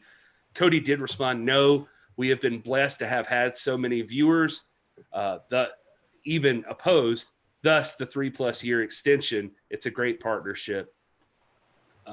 Everywhere I could find anything on it, not to ramble too much, but everywhere I could find anything on it, there is too early to say like how devastating this would be or not devastating, but AEW is in a good spot. Like we've been talking about, they've been very successful, more successful than expected probably. But Will, did you have thoughts on this?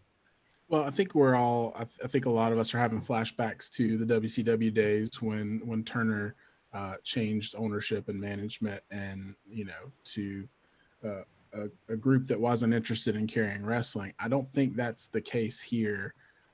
He, yes, was an advocate for getting AEW on TNT, but I think they've more than proved their value. AEW is featured. I mean, if you go on the TNT app, they are like front and center as a centerpiece of programming for TNT. So I don't think there's anything to worry about in that regard.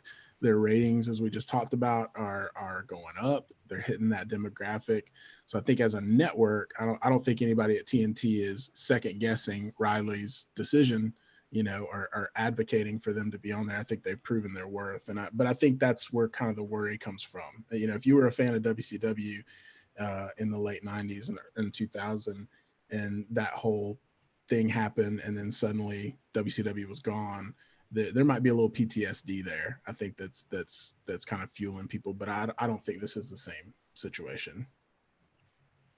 Nah, I 100% agree with Will. Couldn't have said it better. I wanted to draw attention to front row in the chat. He's railing on those Nielsen ratings, man. Take those jokers with a grain of salt, because was it Mike C said, I've never met a Nielsen member. And you know what? Neither have I.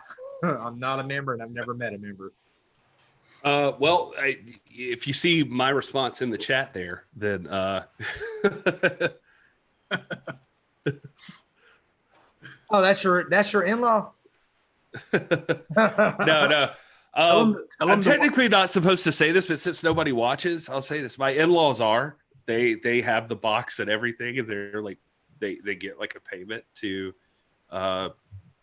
track their TV viewing. I actually am a member of Screenwise, which is a Google company, and they pay us to monitor internet usage. So have to be careful about what porn I choose to watch and that stuff.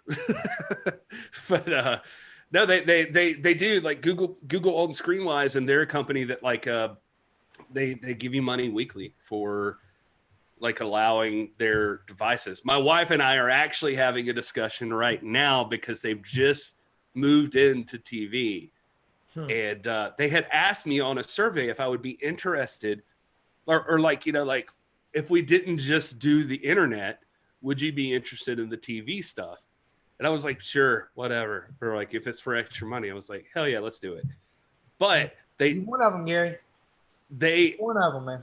But look, this is what they did. That's all they said. And then the other day, like right before we left for vacation, I got a box in the mail, and it's these 3 freaking huge tablet things, and they're fancy, and you're supposed to hook them to your internet. You got lights and buttons. No. Listen to me. You set them up, but they have a camera on them. Ooh. And you set them up in front of your TV so it can see if you're actually watching the television.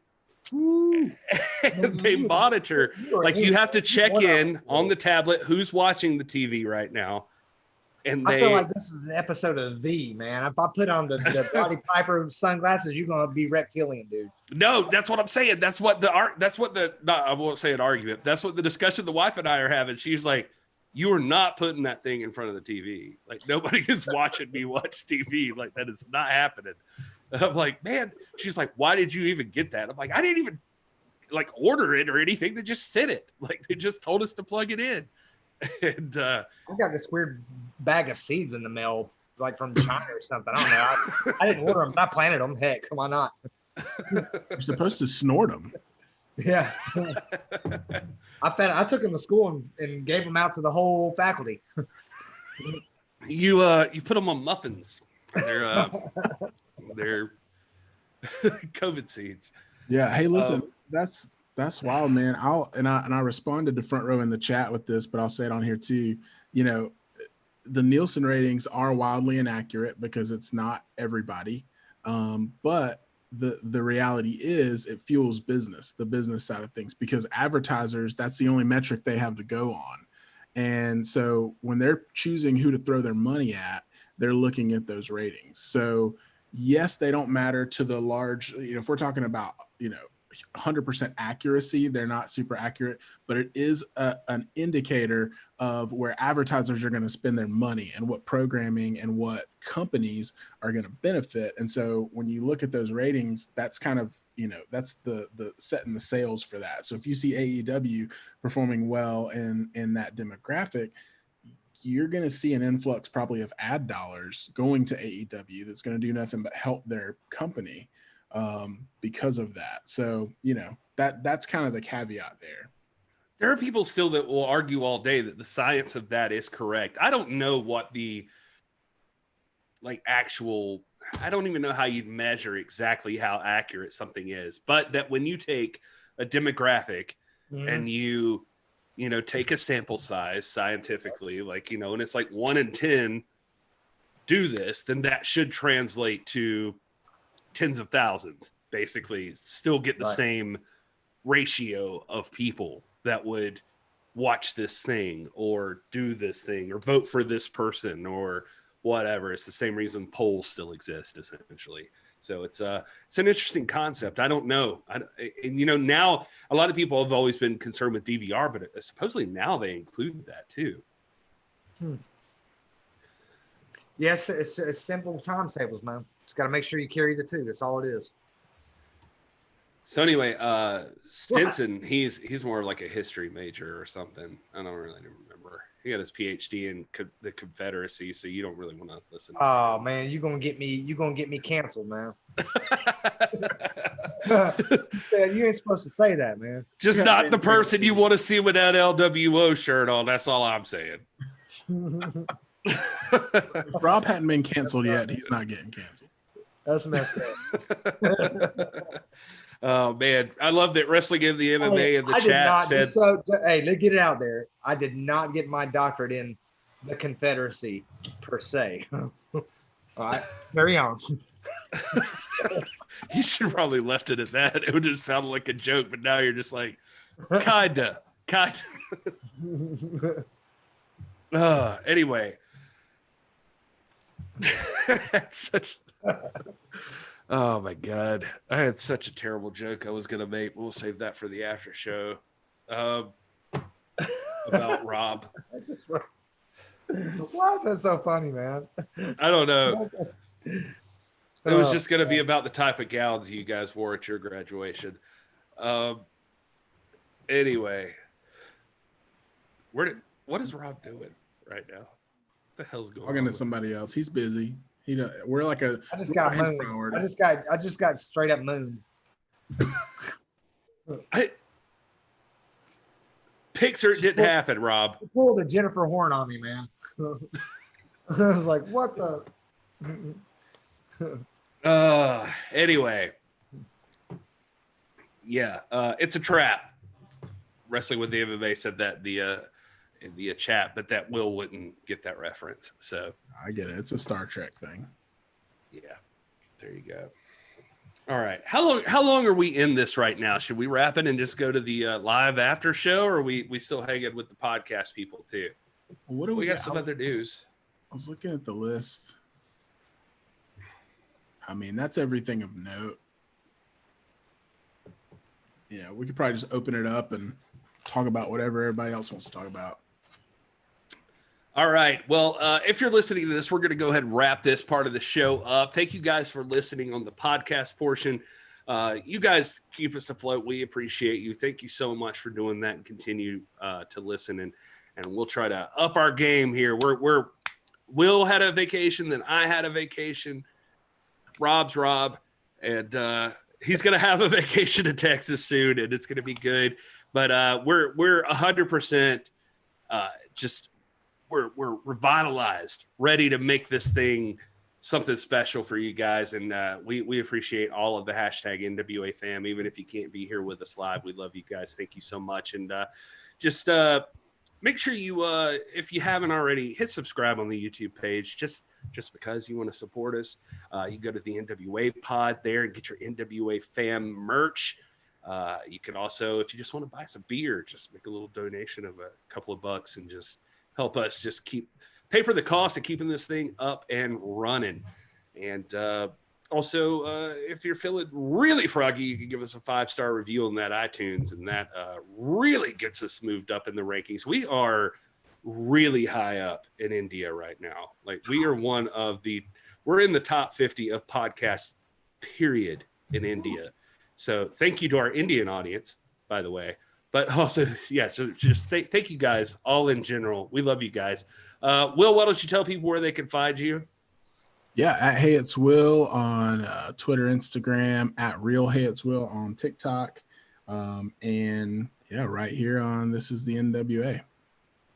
Rob. Why do you say it like that, man? I don't know. You're like, hey, Will, and then Rob. People are going to think I don't like Rob, but I posted a picture the other day of Rob and I on a boat together. Yeah. So that's cool. Or what my wife said would have been. Someone thinks we don't like each other? I don't know. I'm just saying, as much as we pick on each other. Nah. I'm at R Stinson 4. Of course, you can catch me here every Sunday night, Tuesday night, Friday nights, or Friday afternoons. At some point, we drop Piper's Notes. We had a great episode with Nikita Koloff this last week. From time to time, I'll drop some personal stuff, what I call table talk, which is my youngest daughter. And we've got some more stuff coming up. We've got an exclusive Nick Aldis match coming up in 2 weeks that we're going to air on our podcast that I can't wait to show with one of the greats in the independent wrestling scene in the Southeast, King Shane Williams.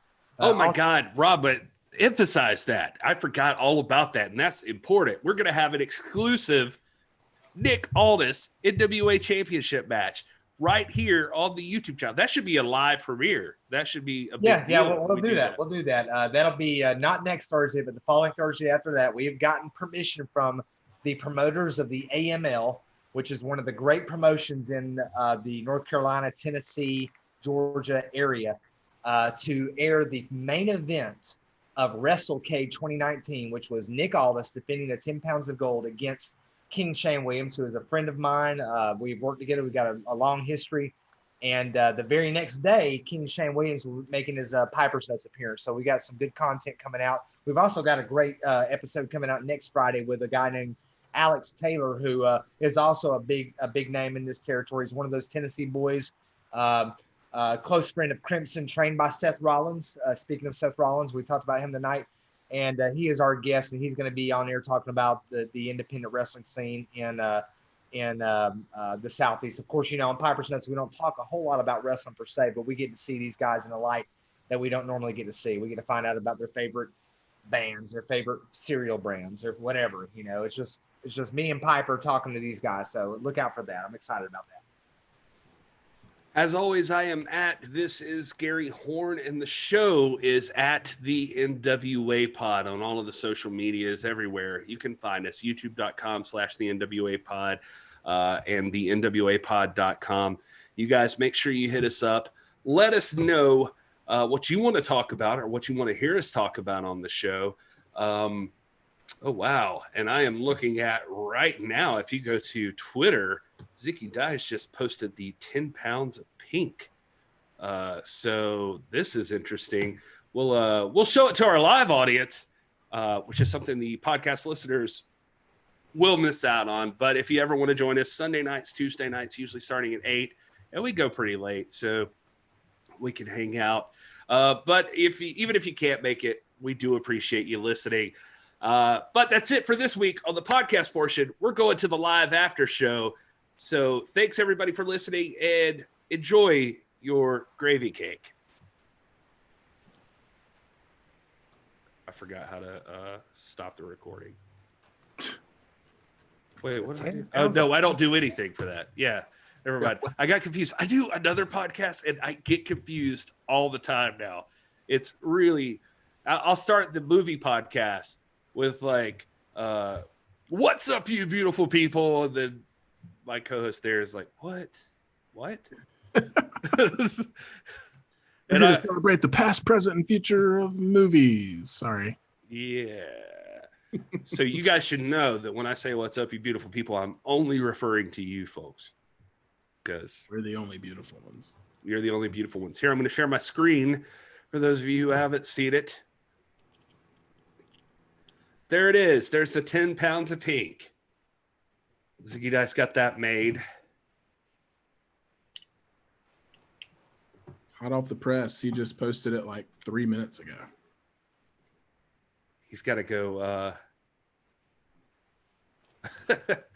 That's crazy, man. I don't know what's going on with Zicky, but he's at least got to defend that, you would think. Yeah, at least once. Ryan Murphy just got on at the most imperfect time. I hate the company up north. What did I miss? Oh, Ryan, I think the only thing we talked about with WWE was Seth Rollins saying some stuff about people can't stand long-term booking. And what else WWE did we even talk about? I don't know. We didn't mention the Selena Vega thing, but that was kind of cool, right? Like the run in on her Twitch stream. That's the kind of stuff that more people should be doing. I would bet dollars to donuts Selena Vega did that all on her damn own. Oh yeah. I bet booking had nothing to do with that. Yep. Which is too bad. Too bad. And they'll probably just have a match this week and then nothing else will be said about it. So Brian Cervantes, the movie podcast right now is called the Psychotronic Film Society, although we're about to go under a rebrand. Man, don't do that, John. Yeah, why are you so anti that? You're part of the reason I rebranded. I like the Psychotron. I was just giving you a hard time, man. You see, now I feel responsible. What do you think about this though? Because I probably shouldn't say this, but we've been tossing it around. So we had like pop trash movies, but somebody's doing pop trash museum. So we're also looking at schlock value. Nah. Schlock value cinema. Sounds dumb. Let me talk to the actual expert in the room. Will, what do you think about that? What's your reason? What does that mean? Well, it's just like. Yeah, exactly. Exactly, Gary. Psychotronic is cool, man. Tronic is like, it covers like cult 80s Tron. You know, everything is psychotronic. What are you talking about? Nothing about what he's saying is helping. I like the society part of it. I'm gonna get my belt. I'm gonna get my Luthez crown belt. He's been waiting to show this glass thing. up, and then I'm gonna be back because I'm done with this. Okay. He's been waiting to show that thing off. He has been. Hey, Rob, show everybody your belt. I'll put you on the big screen here for the folks at home. Okay. Yeah, sure. Oh, my. Me? I'm so surprised. This right here is what's called the crown title. There have been 5 NWA titles in the history of the NWA formally. There's the Luthez belt that predated this belt. And it was a small, looked like a big belt buckle. It's attractive. But then we have this one that ran from the late 50s to 1973, I think. And this is called the crown title, obviously, because it has a crown featured there on the top, above a globe, with the NWA behind 2 figures wrestling. And this is the belt that Luthez made famous and defended around the world.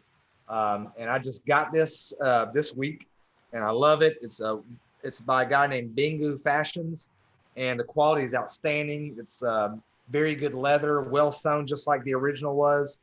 These are 4mm plates. It's deeply cut. I mean, it smells like it was from the 1960s.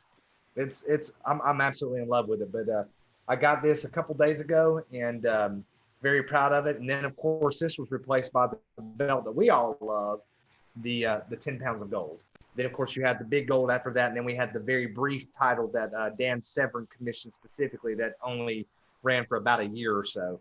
But this is one of the great titles, and so just acquired this. It's in my collection now. Beautiful, Robert. Look at that, man. Love it. It's gorgeous. It's a gorgeous belt. Wrestling with the MMA wants to know why does he get the feeling that you wear that everywhere? Well, man, first of all, I can't even.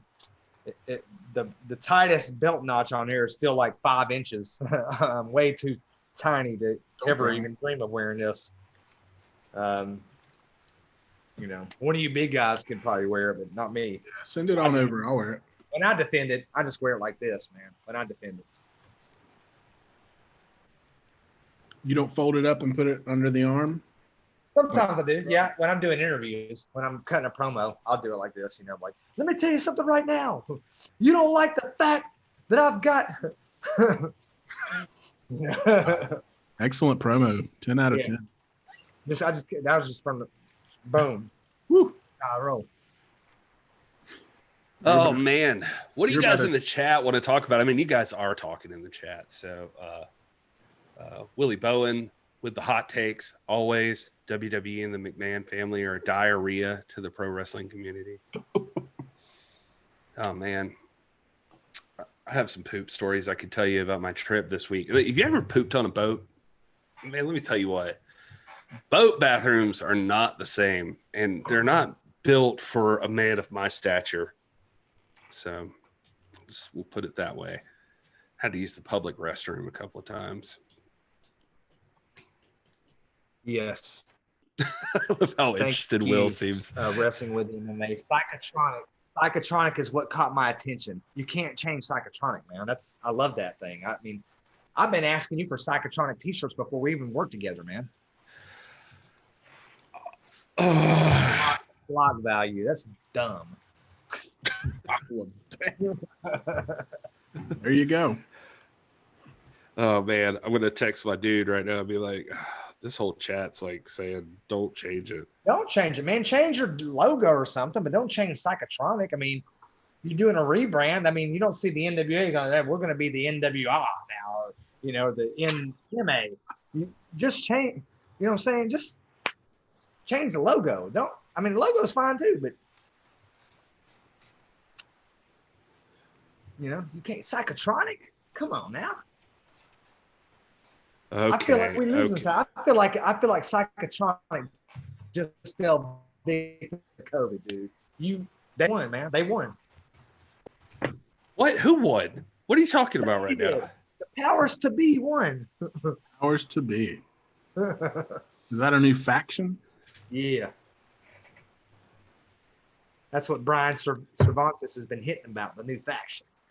Yeah. What is Brian Cervantes hinting about? So because after Tuesday. Also, he's questioning Stinson not owning a Burke. No, what can I do? Well, but I will on a Burke. But I will though. And you have to put a picture in it. Are you going to put Thunder Rosa's picture? Of We'll course. talk to Allison Kay about that. I want to get like all the pictures and can interchange them whenever they, we've got these little set of SEC helmets that whenever whoever's first in their division, we move up. We keep, that's how we keep track of the standings. But yeah, I will definitely have I'll have Lamar Mayor's picture in there when I get mine. Brian Cervantes, why don't you open up to the chat here, bro? We're all friends here. Just tell us why we need to go live after Tuesday.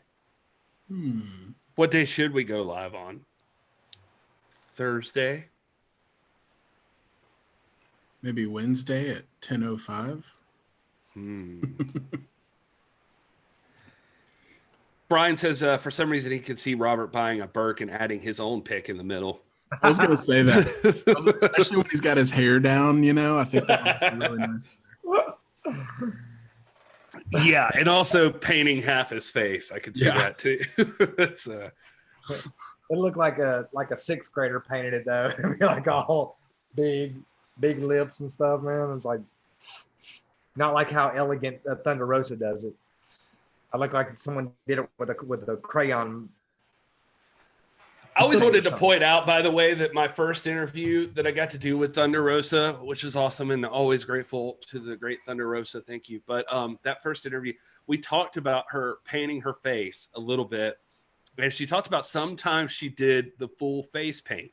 And in that conversation, I remember saying like almost like the Finn Balor thing was going on. It's like, wow, if you do the paint, like if you go full face paint, you got to win. Like that should be like the definite sign, like nobody's stopping me this time. And when she came out at Hard Times in the full face paint, I was like, oh man, Allison Kay's dropping that title tonight. That was, but if you listened to the podcast back then, you would have picked up on that. James Lawrence has another 10 pounds of gold coming. The new one, like our current one, Nick Aldis says. So tell me, James Lawrence and Rob Stinson, I'm interested in this. When you say the new one, what are we talking about here? We are probably talking about the version with the maple leaf Canadian flag. For many years, the 10 pounds of gold, and we talked with Dave Marquez about this. For many years, that belt, well past the time that Canada changed their flag, they still had the old Canadian flag as one of the side plates. And when Marquez had, I'm not going to say ownership, but pretty much control of the belt, he decided that we're going to go ahead and put the new flag on it. And he explained why, the rationale there. So I'm imagining that Lawrence is talking about the 10 pound. I've got a 10 pounds of gold. I think, Gary, you got one too, but mine has the old Canadian flag on it. So I'm up for an update. And I love that, when all this carries that out and you see that maple leaf, that's cool. Let's see. Brian Cervantes, serious though, you will have plenty to talk about this week. Can't wait. We're always looking for new stuff to talk about. Brian, you make sure they all know we've been keeping this thing going the whole time. Even when the gall darn NWA is not doing anything, we're still doing stuff. We still out here. We didn't even just keep it going. We expanded. We went to like 2 live shows a week, and we're insane. Yeah, we're insane. We were like, the NWA programming is paused. Let's do more content.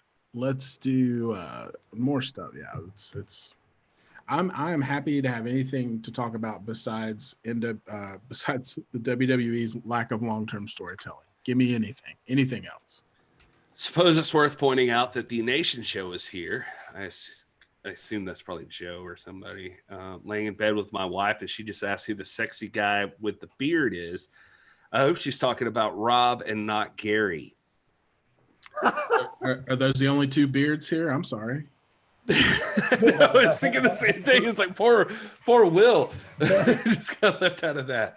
Will over there on on your screen. Wait, is it? You just threw me. Yeah. How does? Yeah, that's right. There you go. He's one of those. Yeah. But yeah, she's probably talking about Rob. Rob's the sexy one. He's the lady killer. Yeah. Nah, man. I'll tell you I will tell you this, in the early days of Piper's Notes, boy, Piper had for some reason, she had her little Gary Horn crush going on, man. And when we did Gary Horn's interview, that's the only time, man. We've interviewed Nick Aldis.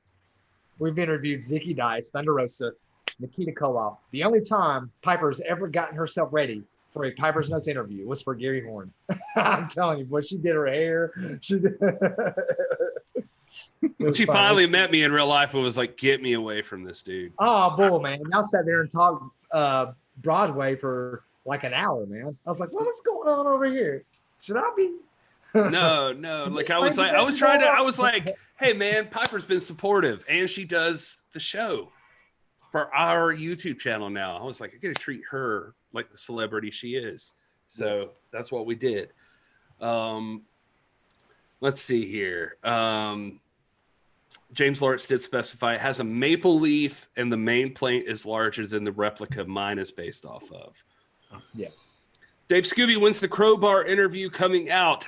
Hey, so what happened there was that dude was making another video that still has not come out yet. And I've been watching and I told him I got to go out of town anyway, but it kept getting pushed back. The time, not just by him, just but me too, that finally we got up to like 6 o'clock that evening. And I was like, dude, let's just call it. And like, let's reschedule it for next week. Then your new video can come out. Cause he kept saying like, I'm going to mention some stuff I think you're really going to dig in the next video. I was like, let's do it after your next video then. And so we're supposed to reschedule it once this next video drops. We've been communicating. I got his number. We're cool. Seems like a super sweet dude, but I just waiting on the next video from Crowbar and then we'll talk and get it out there. I like him. I like what he's doing. And legitimately, I was a big Crowbar fan, like in the 90s. Like I actually was a fan of Crowbar. And so it's exciting for me. I have tapes and tapes. My wife could attest to this. I would tape because I couldn't conceive of the possibility of the internet someday or the WWE network. So I would tape like matches with people that I liked in them and I have like compilation tapes that I've also even turned into DVDs. But Crowbar is one of those dudes. Like I have like half of his crap on DVD right now, like just his time in WCW and stuff, because I was a big fan of him and like him fighting the Wall and Vampiro and just all of those. So I'm excited to talk to him and see what he's got to say. And I wish him the best because he seems like he's a big fan of DDP Yoga, which I also am. And I know that WWE Front Row is as well. He does that. And he is like his wife's a nutritionist and he is a therapist, like a physical therapist. And look at Will with the DDP Yoga over there too. Nice. Son of a gun. We're all family here. Hey Gary, did you get my text I sent you last night? My little video text with Paul. Oh man, yeah, I meant to respond to that, but I was already asleep by the time you sent it to me. For some reason, Will, I tried to send it to both of you, but it wouldn't let me send it to you. I don't know if because maybe where you were at or whatever. It's probably because I blocked you. He had the Nature Boy Paul Lee on there, and who was just featured on Talking Go ahead and bring it up, Shop-A-Mania. man. Bring it up and share your screen. Bring it up and share your screen. How do I do that? I don't know how to do that. You don't. You text it to me. Just tell Siri to do it. Yeah. Hey Siri.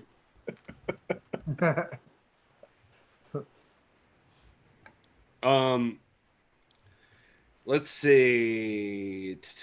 I'm responding to Cody Rhodes too because there was some chit chat. You said something. What? Well, I mean, I don't know if I'm at. We'll talk offline about that. Okay. I don't know what I can say or not. But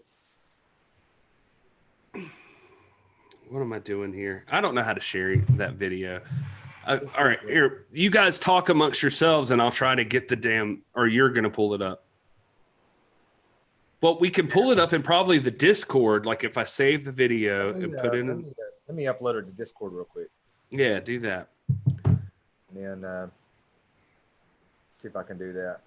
Hey, Front Row, I did the same thing, man. Will, do you have the DVDs? Is that what you had there? Yeah, and I wish I had the app. I need to convert.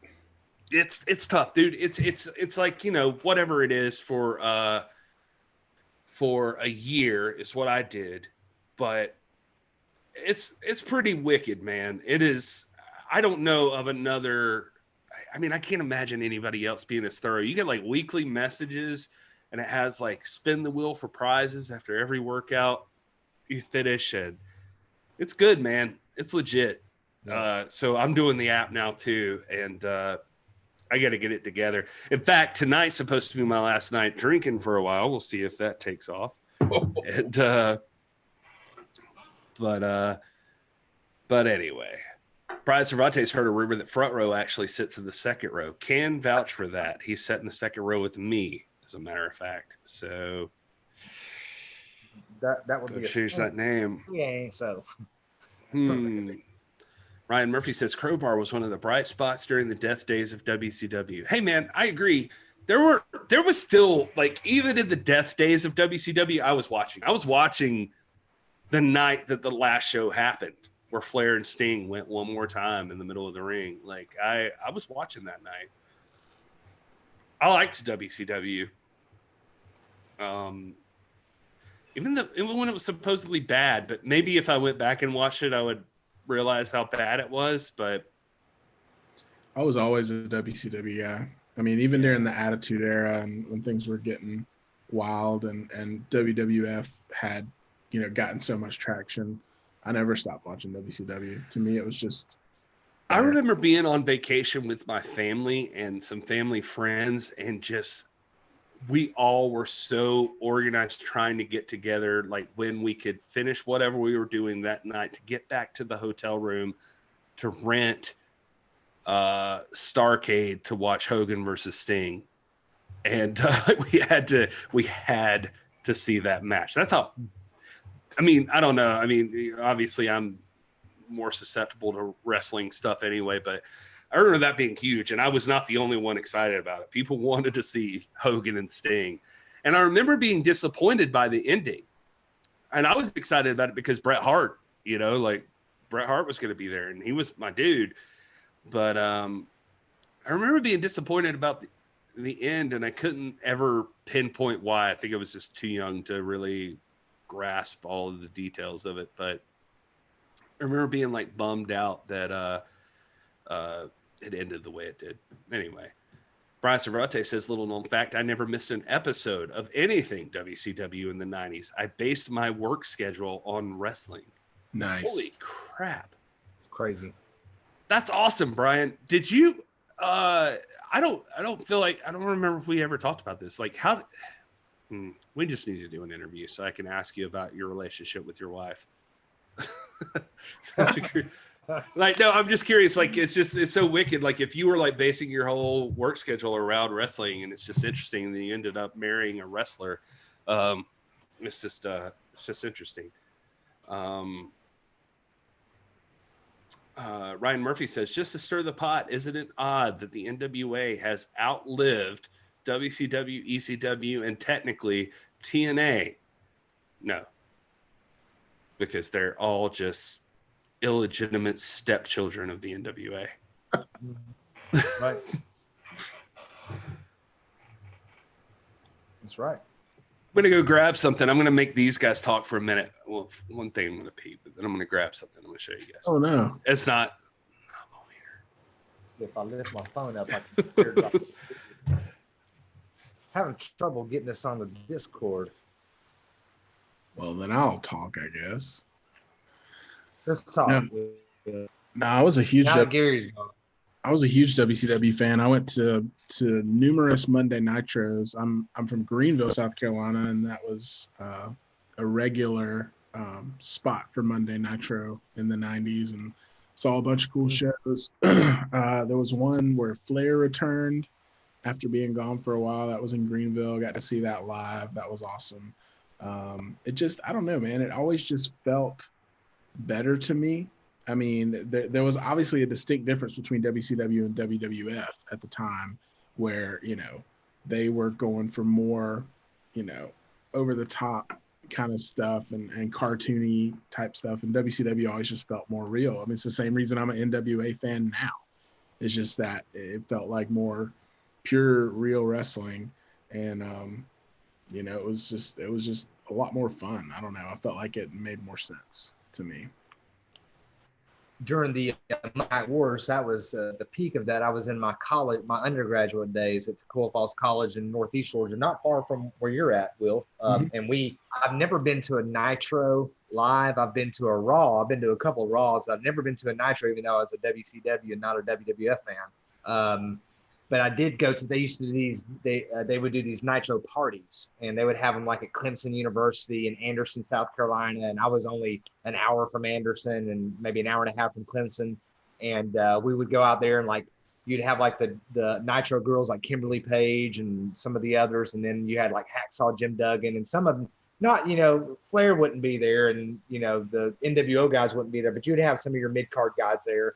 They were always a lot of fun, but we would have Nitro parties every Monday night, me and some of my college buddies, and we'd dress up and we'd have our own little backyard wrestle matches. I mean, it was a lot of fun. Those days were good, man.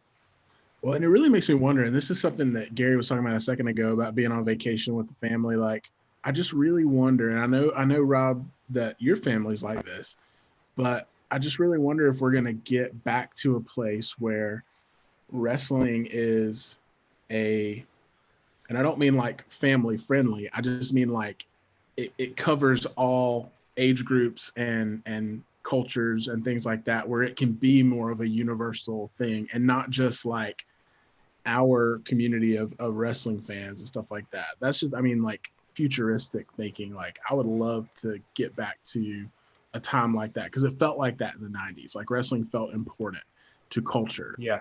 And it's still important. It just has not as big of a following and an audience. And I would love, you know, that's why when we talk about wrestling, we talk about ratings and we talk about all this stuff and AEW and stuff. It's not because we're like, you know, trying to put over AEW. It's because we want to see wrestling in general. It just feels like the only one right now that's actively working that feels like it's, Will, I apologize. I feel like I keep cutting you off, but it feels like the only one actively working that's like, has a chance. Like, it feels like I'm capturing something, because at least, and again, I know that people are going to give me hell about this, but at least they're trying everything. Like, it feels like they're willing to give every form of wrestling a shot. You know, just trying to find something.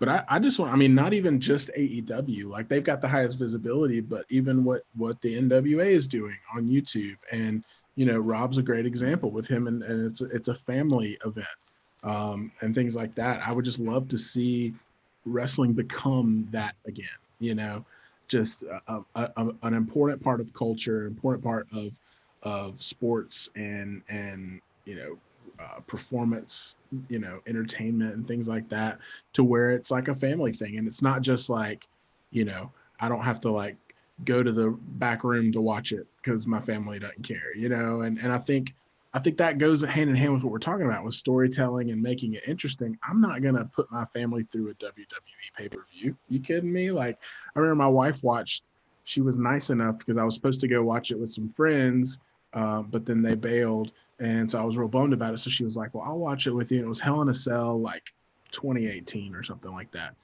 And I mean, the whole time I just felt like I had to apologize to her, you know, like, oh, this doesn't make sense. I know. I liked it because it was wrestling, but like the whole time, you know, I felt like I was having to apologize for it. That wasn't the way it was in the 90s. Like in the 90s, like everybody was bought in, you know?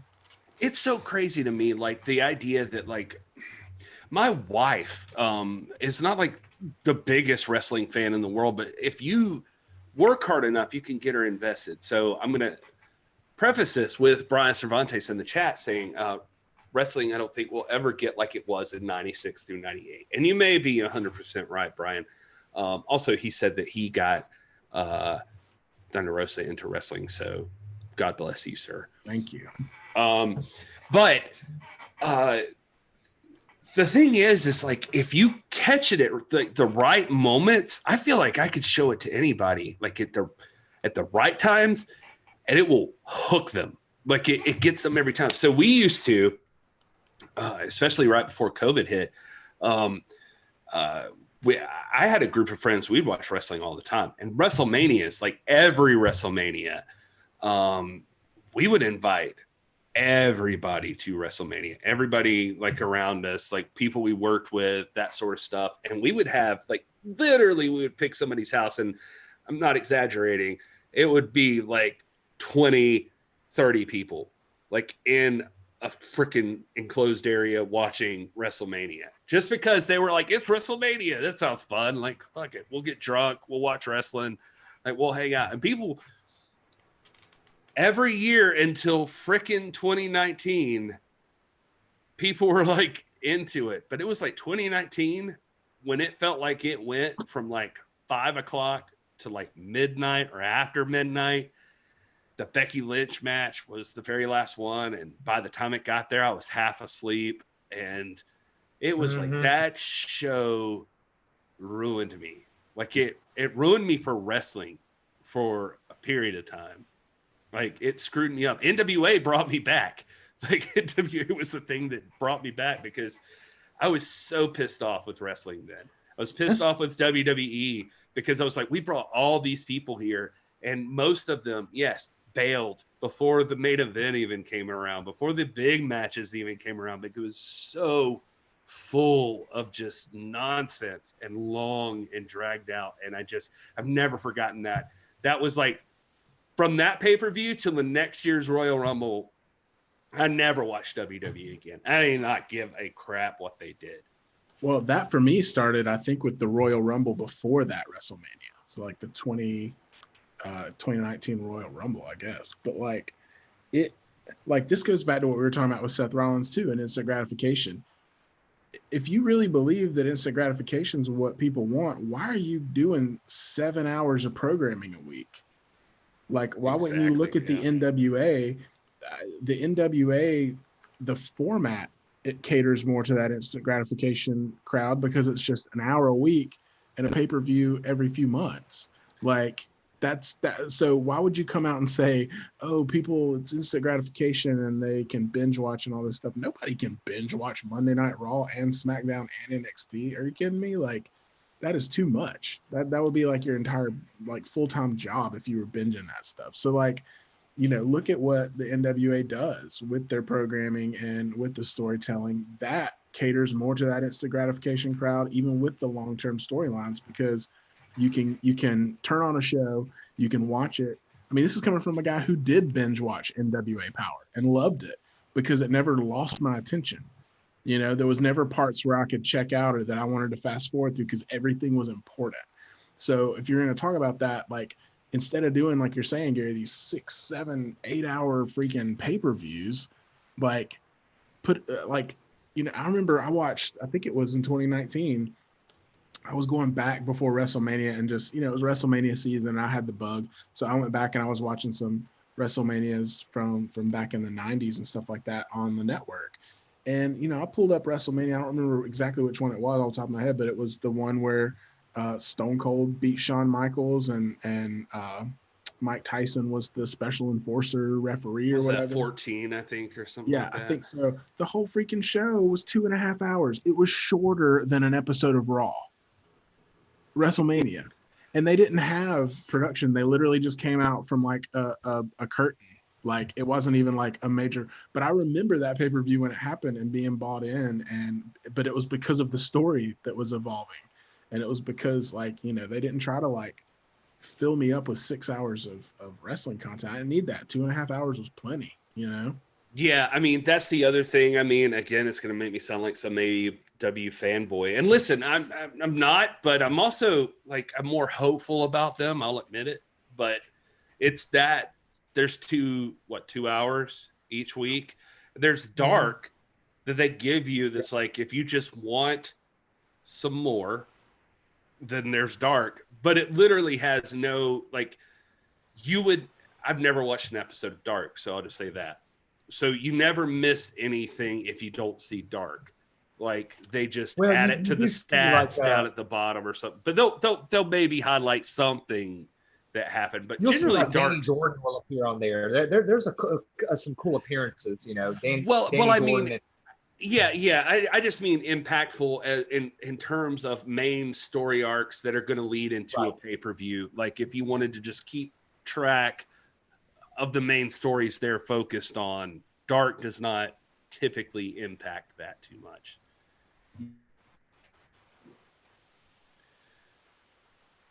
Rob, you had a drunken video you wanted to show us?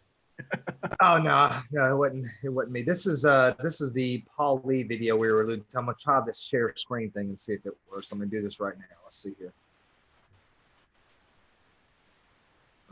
Desktop share. I like how Rob narrates what he's doing. I'm reading. I gotta need my glasses, man. Yeah, you just click on share and then click on what you want, like which screen you want to share, basically. Zoom will not be able to record the contents until it's cool later. All right. So, share. All right, here we go. Ready? Oops, already. There it is. There it is. You see it? Say something very hard. Will Martin, I'm here. Real. Who won the contract in the back? Did you win that? No, something else won it because nobody else wanted it. What about that chick? Which one? Not that one, but the smaller one. Was there more than one? I don't know, man, but when I watched it a replay, I think they added some background pictures or something, man. Something wasn't right. There was a ton of fun there. I mean, Anyway, this is Nature Boy. Feel like the TLC song could get us banned. Like they're gonna file a copyright claim on us. Offended. I get pity. That cough, ever since I got back from down China, that thing it was offended to get pity. But yet, I have challenged more. No response. So Kobe, are you watching the Nature Boy challenge you for that TNT title, baby? Just one match. You know, see what the Nature Boys have been meeting up the roads for years. You know, true. The true history. The Nature Boys have been beating up the roads. They own them. So anytime the Nature Boy is ready, all I need is the opportunity. When the opportunity knocks, the Nature Boy answers. right. Woo! Man, you think my hair's too curly, man? I thought I needed more pomegranate in there. I think you need more whiskey. Whiskey makes your hair feel good. Let me tell you something. All right. Rob been nipping a little. We'll have to. I could barely hear that. You'll have to post that on our channel or something. And I tried to text it to you, Will, but for some reason it let me text it to Gary, but it wouldn't let me text it to you. yeah, But I'll put it on the Discord or I'll show you a link to the drive because it was fun. Paul's a good guy, man. He's unorthodox. He's very controversial, but I've known the guy for years, and you know, glad to see he got a little bit of notoriety the other night on Talking Shopomania. It was cool. I'm hoping to get an interview with Nature Boy Paul Lee. I'd like to talk to him. He seems like a cool guy. Yeah. Let's see what else we got here. If the brands are still separated, it should be easy to binge watch a Raw or SmackDown. Just stick to one or the other if they are separate brands. Problem is they have nobody who is a must-see. That is correct, Bryce Cervantes. Yeah, I mean, I think the part of it is going to be finding a star, and they haven't done that yet. I mean, it's going to sound like I'm just kissing butt here, but it feels like part of it involves the booking. Like part of it is about the company getting behind somebody and pushing them like a star, like a Thunder Rosa, like treating Thunder Rosa like she's a top deal. She's undefeated, like in the NWA, like she just, so she's legit. She's the women's champion. She's got a cool look.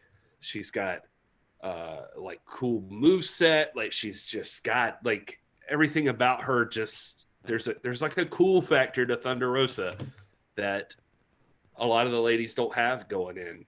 And there's a believability. Like you see it online, like people get behind her. There's that factor. There's the same thing with Nick Aldis. Like if you get behind like Nick Aldis, pushing him as here's a 6'5" dude who's big and bad, can go in the ring, like is technically sound as anybody you've ever seen, and like he's just a good wrestler. Like, and he calls himself the real world's champion. And if he backs that up, he keeps defending that belt. Nobody's taking it from him. He's going to go to like 2 years with nobody toppling him. Like, I mean, that makes a compelling story. That's the kind of stuff I was talking about. Like even my wife would get into, like when we'd go to those NWA power shows, like she was into it, man. Like, she loves those people. Like she's behind them. Like it just, I don't know, man. It feels so simple. Like, when Nick in the, I always feel doofy, like bringing up these interviews, but like, if you go back to like the first interview I did with Nick, he talked about like hitting, I think Lagana up at the time, about like the McGregor and Mayweather fight and being like, do you see that? That's what we do. And I totally got it because that pay-per-view was like $100. And I told my wife, like when it was happening, I was like, I got to see that fight. Like I have to see that fight. I don't even know why I felt like I had to see that fight, but I just had to see that fight. And so I invited some people over and we're like, well, let's just chip in. Let's buy this fight. And I'm like, we're buying it. I don't care who comes, who doesn't come. We're buying it no matter what. And hopefully I can get some people to chip in. And she was down because she wanted to see Mayweather and McGregor. We watched every opening match before that. And we watched Mayweather and McGregor. But it was like that fight it did not matter if you'd never seen another boxing match in your life. Like, that match mattered. Like, you wanted to see those two guys box. And that's what wrestling should be, I guess is what I'm trying to say. Like, it was just, it just, you can make that happen. Like, you still can. I have to believe it. You feel like Eddie Kingston, man, like Eddie Kingston, every time he gets in there, don't you feel like it's a serious fight? Like, I don't care who it is. This is a guy I don't care who it is. You just pull someone out of thin air. Eddie Kingston talks, and it's like we felt like we've always wanted to see him fight this guy.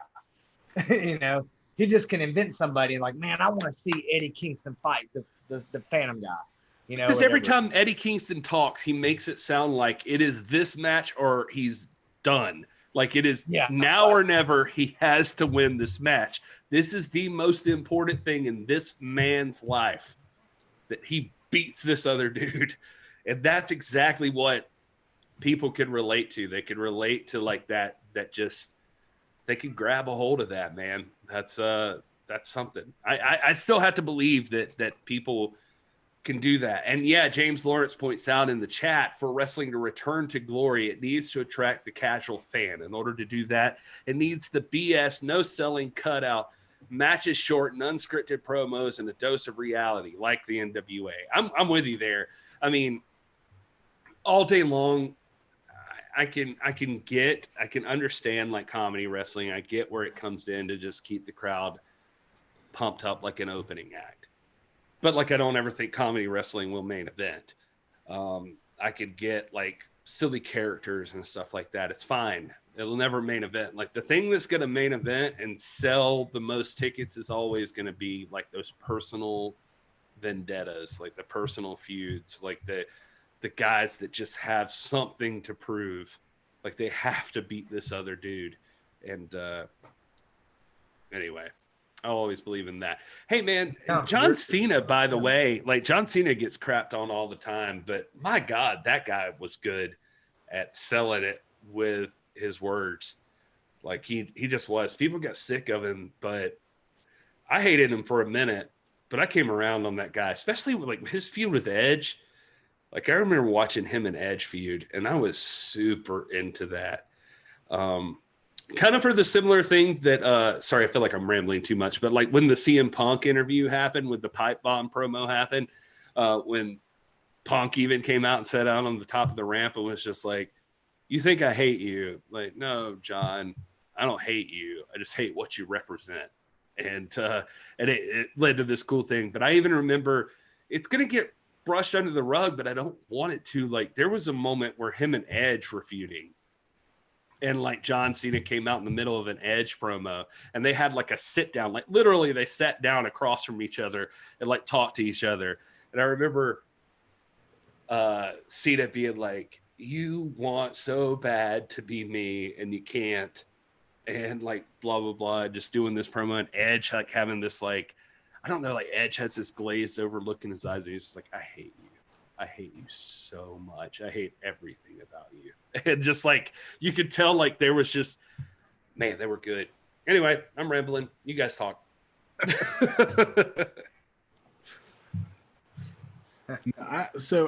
This is something I've been thinking about, and we just because we're talking about it, and some people in the chat are saying it. You know, I do think it is imperative. I don't think universally, but I think it's important that wrestlers be able to cut believable promos, right? I think that is a big chunk of why you get bought into storylines, why you get bought into feuds and things like that. And, you know, that's one of the things too, like talking about NWA Power, everybody felt important because I felt like everybody got mic time, right?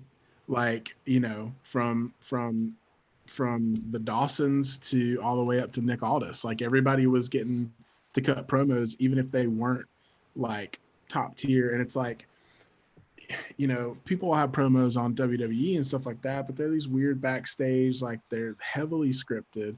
And so I agree with that, I mean, for wrestling to return to a place of prominence and believability, you know, culturally and a more widespread audience, it's got to be believable. That was the thread back then. You go watch wrestling in the 90s during that era that we were talking about before. It was believable.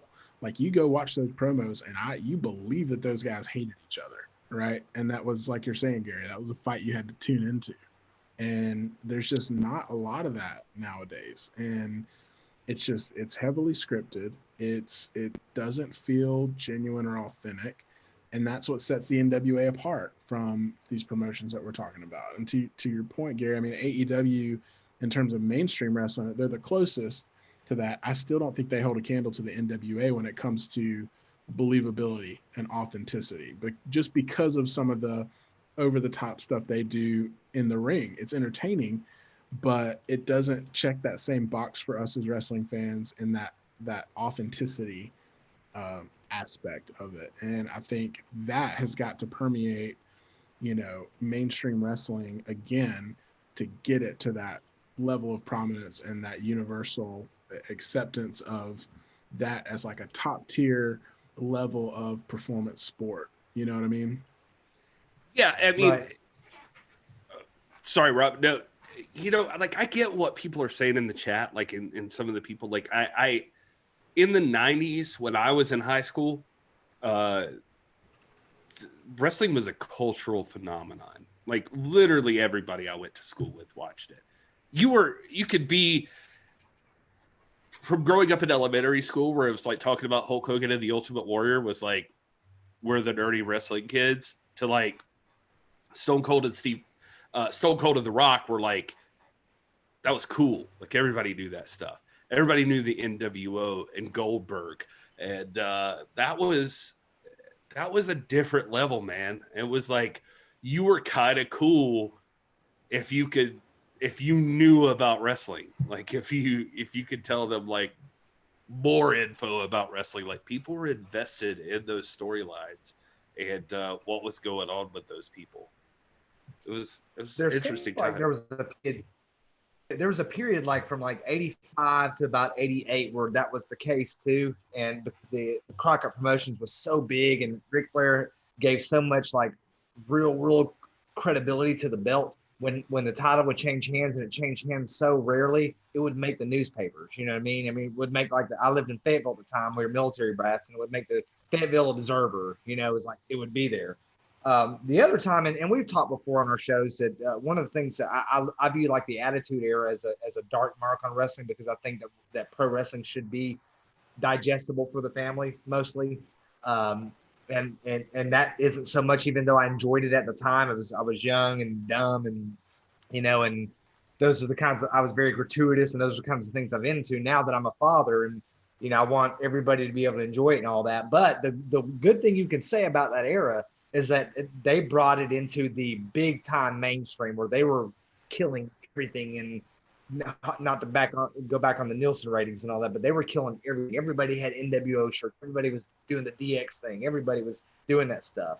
But I guess my thought is, like, now we look at it like prize fighting, like it's like now the NWA is a genre, but it was never that way. It was like before 85, everybody, even the WWF to some extent, did wrestling like prize fighting. You go back to like World Class, AWA, Mid-South, Florida, they did it. And now it's just nobody does it today except for the NWA and to some extent Ring of Honor and AEW.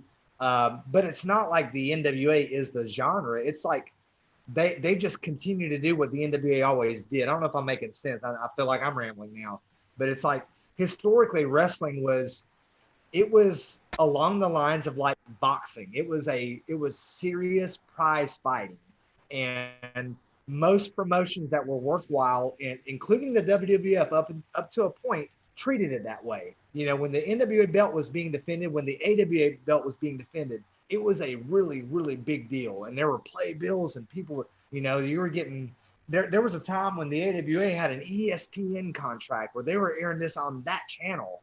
And it was huge, and we seem to have lost that. But the NWA, obviously, they don't have a television deal, and they, apart from Fight TV, they're not doing a lot of big pay-per-views anymore, or right now. But when they do those, they feel important. They feel like something important in wrestling is happening. Not like anything else. It's like with the WWE, it's like, man, they're doing 1 or 2 pay-per-views a month. It doesn't, and I couldn't tell you what happened on the last one. We watched them at Paul's Bar and Grill over there, and I watched it, but I couldn't tell you what happened. It just wasn't that important. And one thing too, talking about the Attitude Era, like I agree with you from a 2020 standpoint. Looking back on it, a lot of that was distasteful. It was not.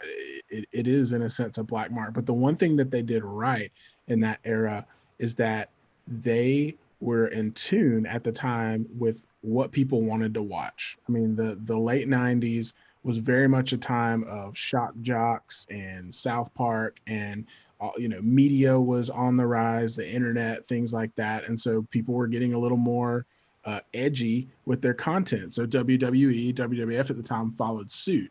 They're not doing that now. They're not reading the room. They're not saying, hey, this is what people want. They're like off in La La Land, just kind of coming up with what they think people want, but it's obviously not what people want.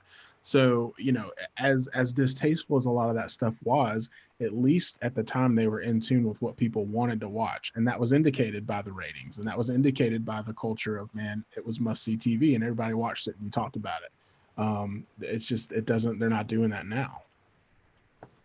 One thing that's coming up in the chat, I'll just, rather than typing it out, I'll throw it in here too. It's kind of off subject, but it'll allow us to move a little bit on to what the chat's talking about in here. Ryan Murphy mentions he believes unscripted promos always entertain him most and get him involved, just like CM Punk's pipe bomb and the NWA today. Believability in the promo is a must. The company up north doesn't get that. The NWA does.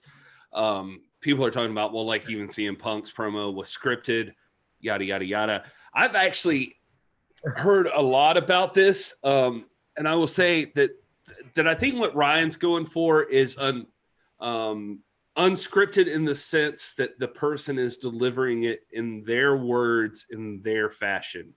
I don't think anybody thinks here that CM Punk's promo was delivered unplanned.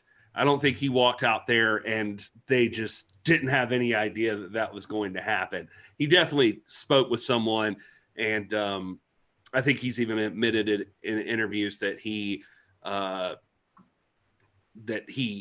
went over what was like cool, like I'm going to hit on some stuff, like just tell me what's absolutely off limits, and that was kind of the deal. As far as, but it wasn't scripted. Like it wasn't word for word, like somebody else's thing that he wasn't delivering, like, you know, somebody's script, basically, I guess is the only way I could say it. Anyway. Well, and did you know CM Punk helped me to propose to my wife? I did know that. Yeah. Just thought I'd share that. Hey, I had to point out, man, I don't know, this is a, notice that front row is now going by second row. I don't know if you saw that. Oh, I saw it. That it's accurate. Integrity. That's a man of integrity right there. He was called out on his junk, and he changed. Funniest thing I was saying in a minute, man. Front row is now second row. Well, he's changing like week to week. He got called out by Joe Galley in the town council meeting for being WWE front row. So he removed the WWE, and now he's second row. So he's just. I like that, man. Now we got to get on wrestling with the MMA, man. He got to be wrestling with the NWA. But to go back to the scripted thing, it's like Nick Aldis walks out there, and Nick Aldis is walking out there unscripted. I guarantee you he's unscripted. Not that nobody expected Nick Aldis to walk out there. Not that nobody knew essentially where Nick Aldis was going, or like kind of expected what Nick Aldis would talk about, but nobody wrote Nick Aldis's words for him. And that's the distinction. I think it's a little different. And so like the pipe bomb promo was, I think, from as far as everything I've heard, was 100% CM Punk saying his own stuff and his own words, but he had a chance to go over like, all right, like you're going to cut me off here, but like everything before here, if I mention this and this and this, I'm not getting fired. Like, you know, like it was like that kind of discussion, not that he, like something was written out by writers. And that's the difference. And that's always the thing. That's always the thing. Like with most of the stuff you hear about the good guys, like you'd hear that like all Flair needed was what town and, you know, like what's the date? And like, let me just drop it. Here we go. And, you know, like Flair could just go off. And that's what you wanted. You just wanted the person to get like a few highlights of like, we just need you to say some things. Like, make sure you mention this. Make sure you mention this. Get there however you need to. And, you know, don't drop the F-bomb.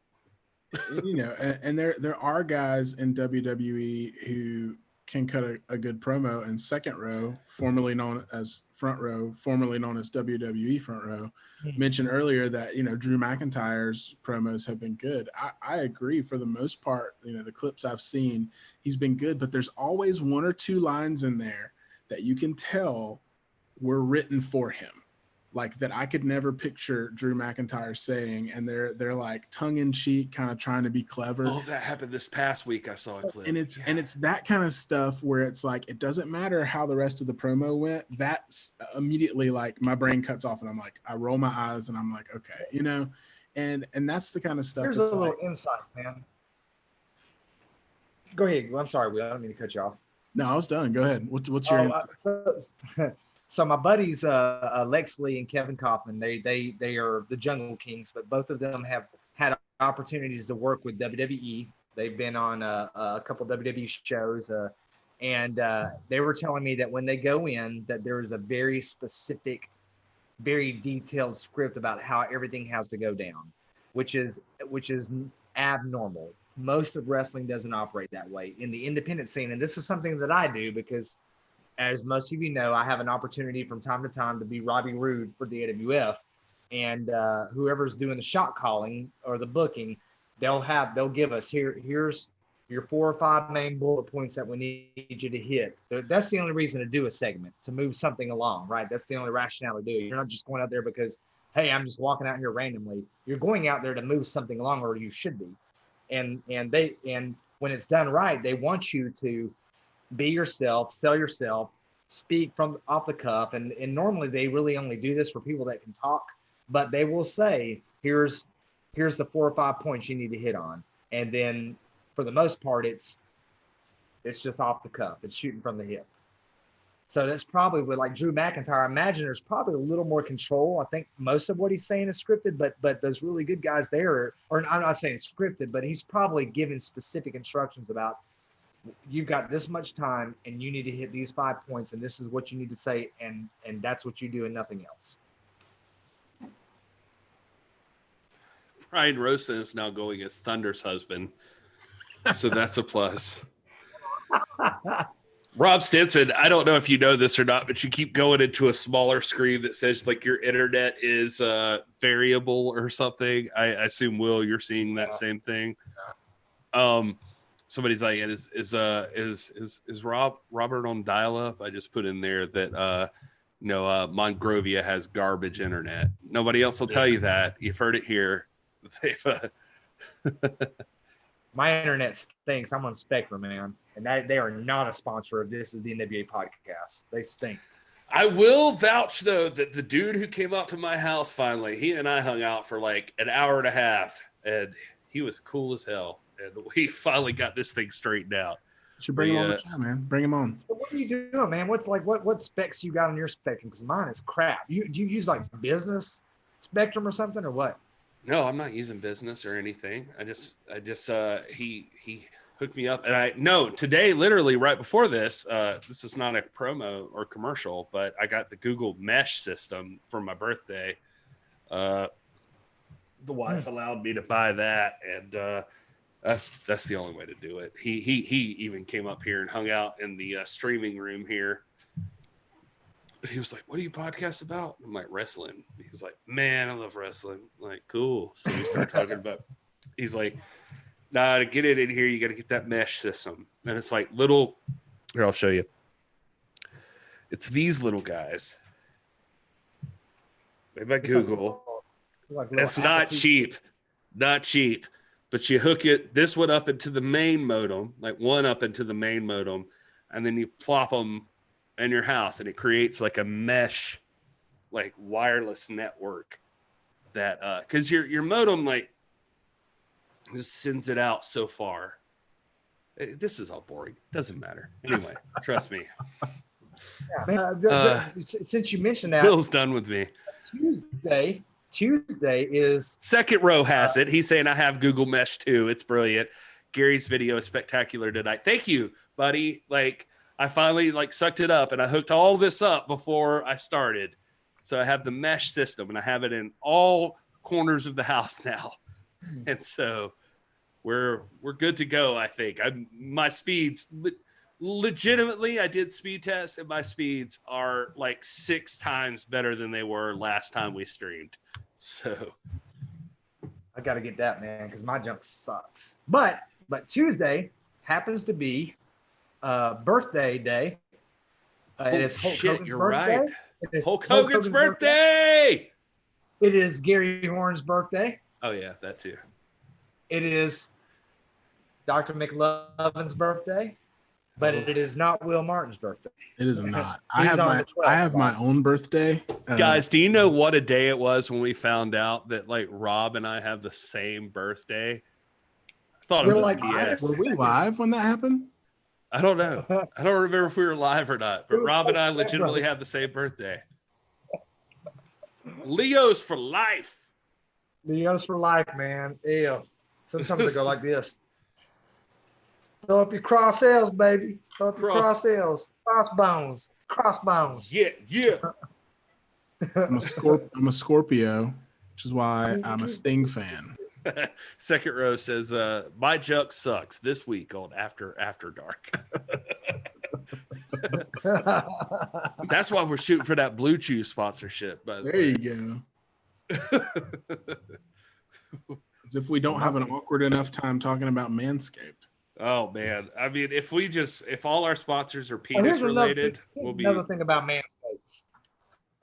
Here's another thing about Manscaped. You need to shut up about Manscaped. You Get from them. They don't give us nothing. y'all want to talk about wrestling? We only got a little bit longer. Maybe we're supposed to be wrapping it up now. 2 minutes. We got 2 minutes. We got 2 minutes to wrap this thing up. 10:58 according to Mongrovian time. Get your promos in. We need Hollywood Hogan You don't in the like the NWA. fact- Whoa! What? That guy just got rowdy. Who? You? Me? Oh, he said get your promo in.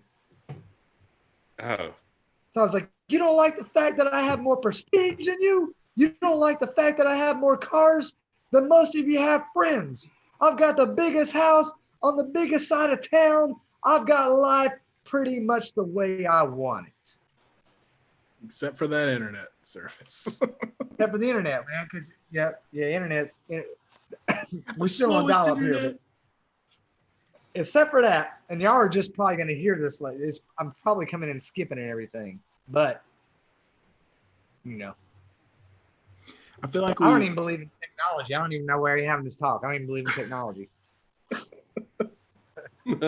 what is even happening? Promos in last minute. That was mine. Go ahead, Will. Cut your ears.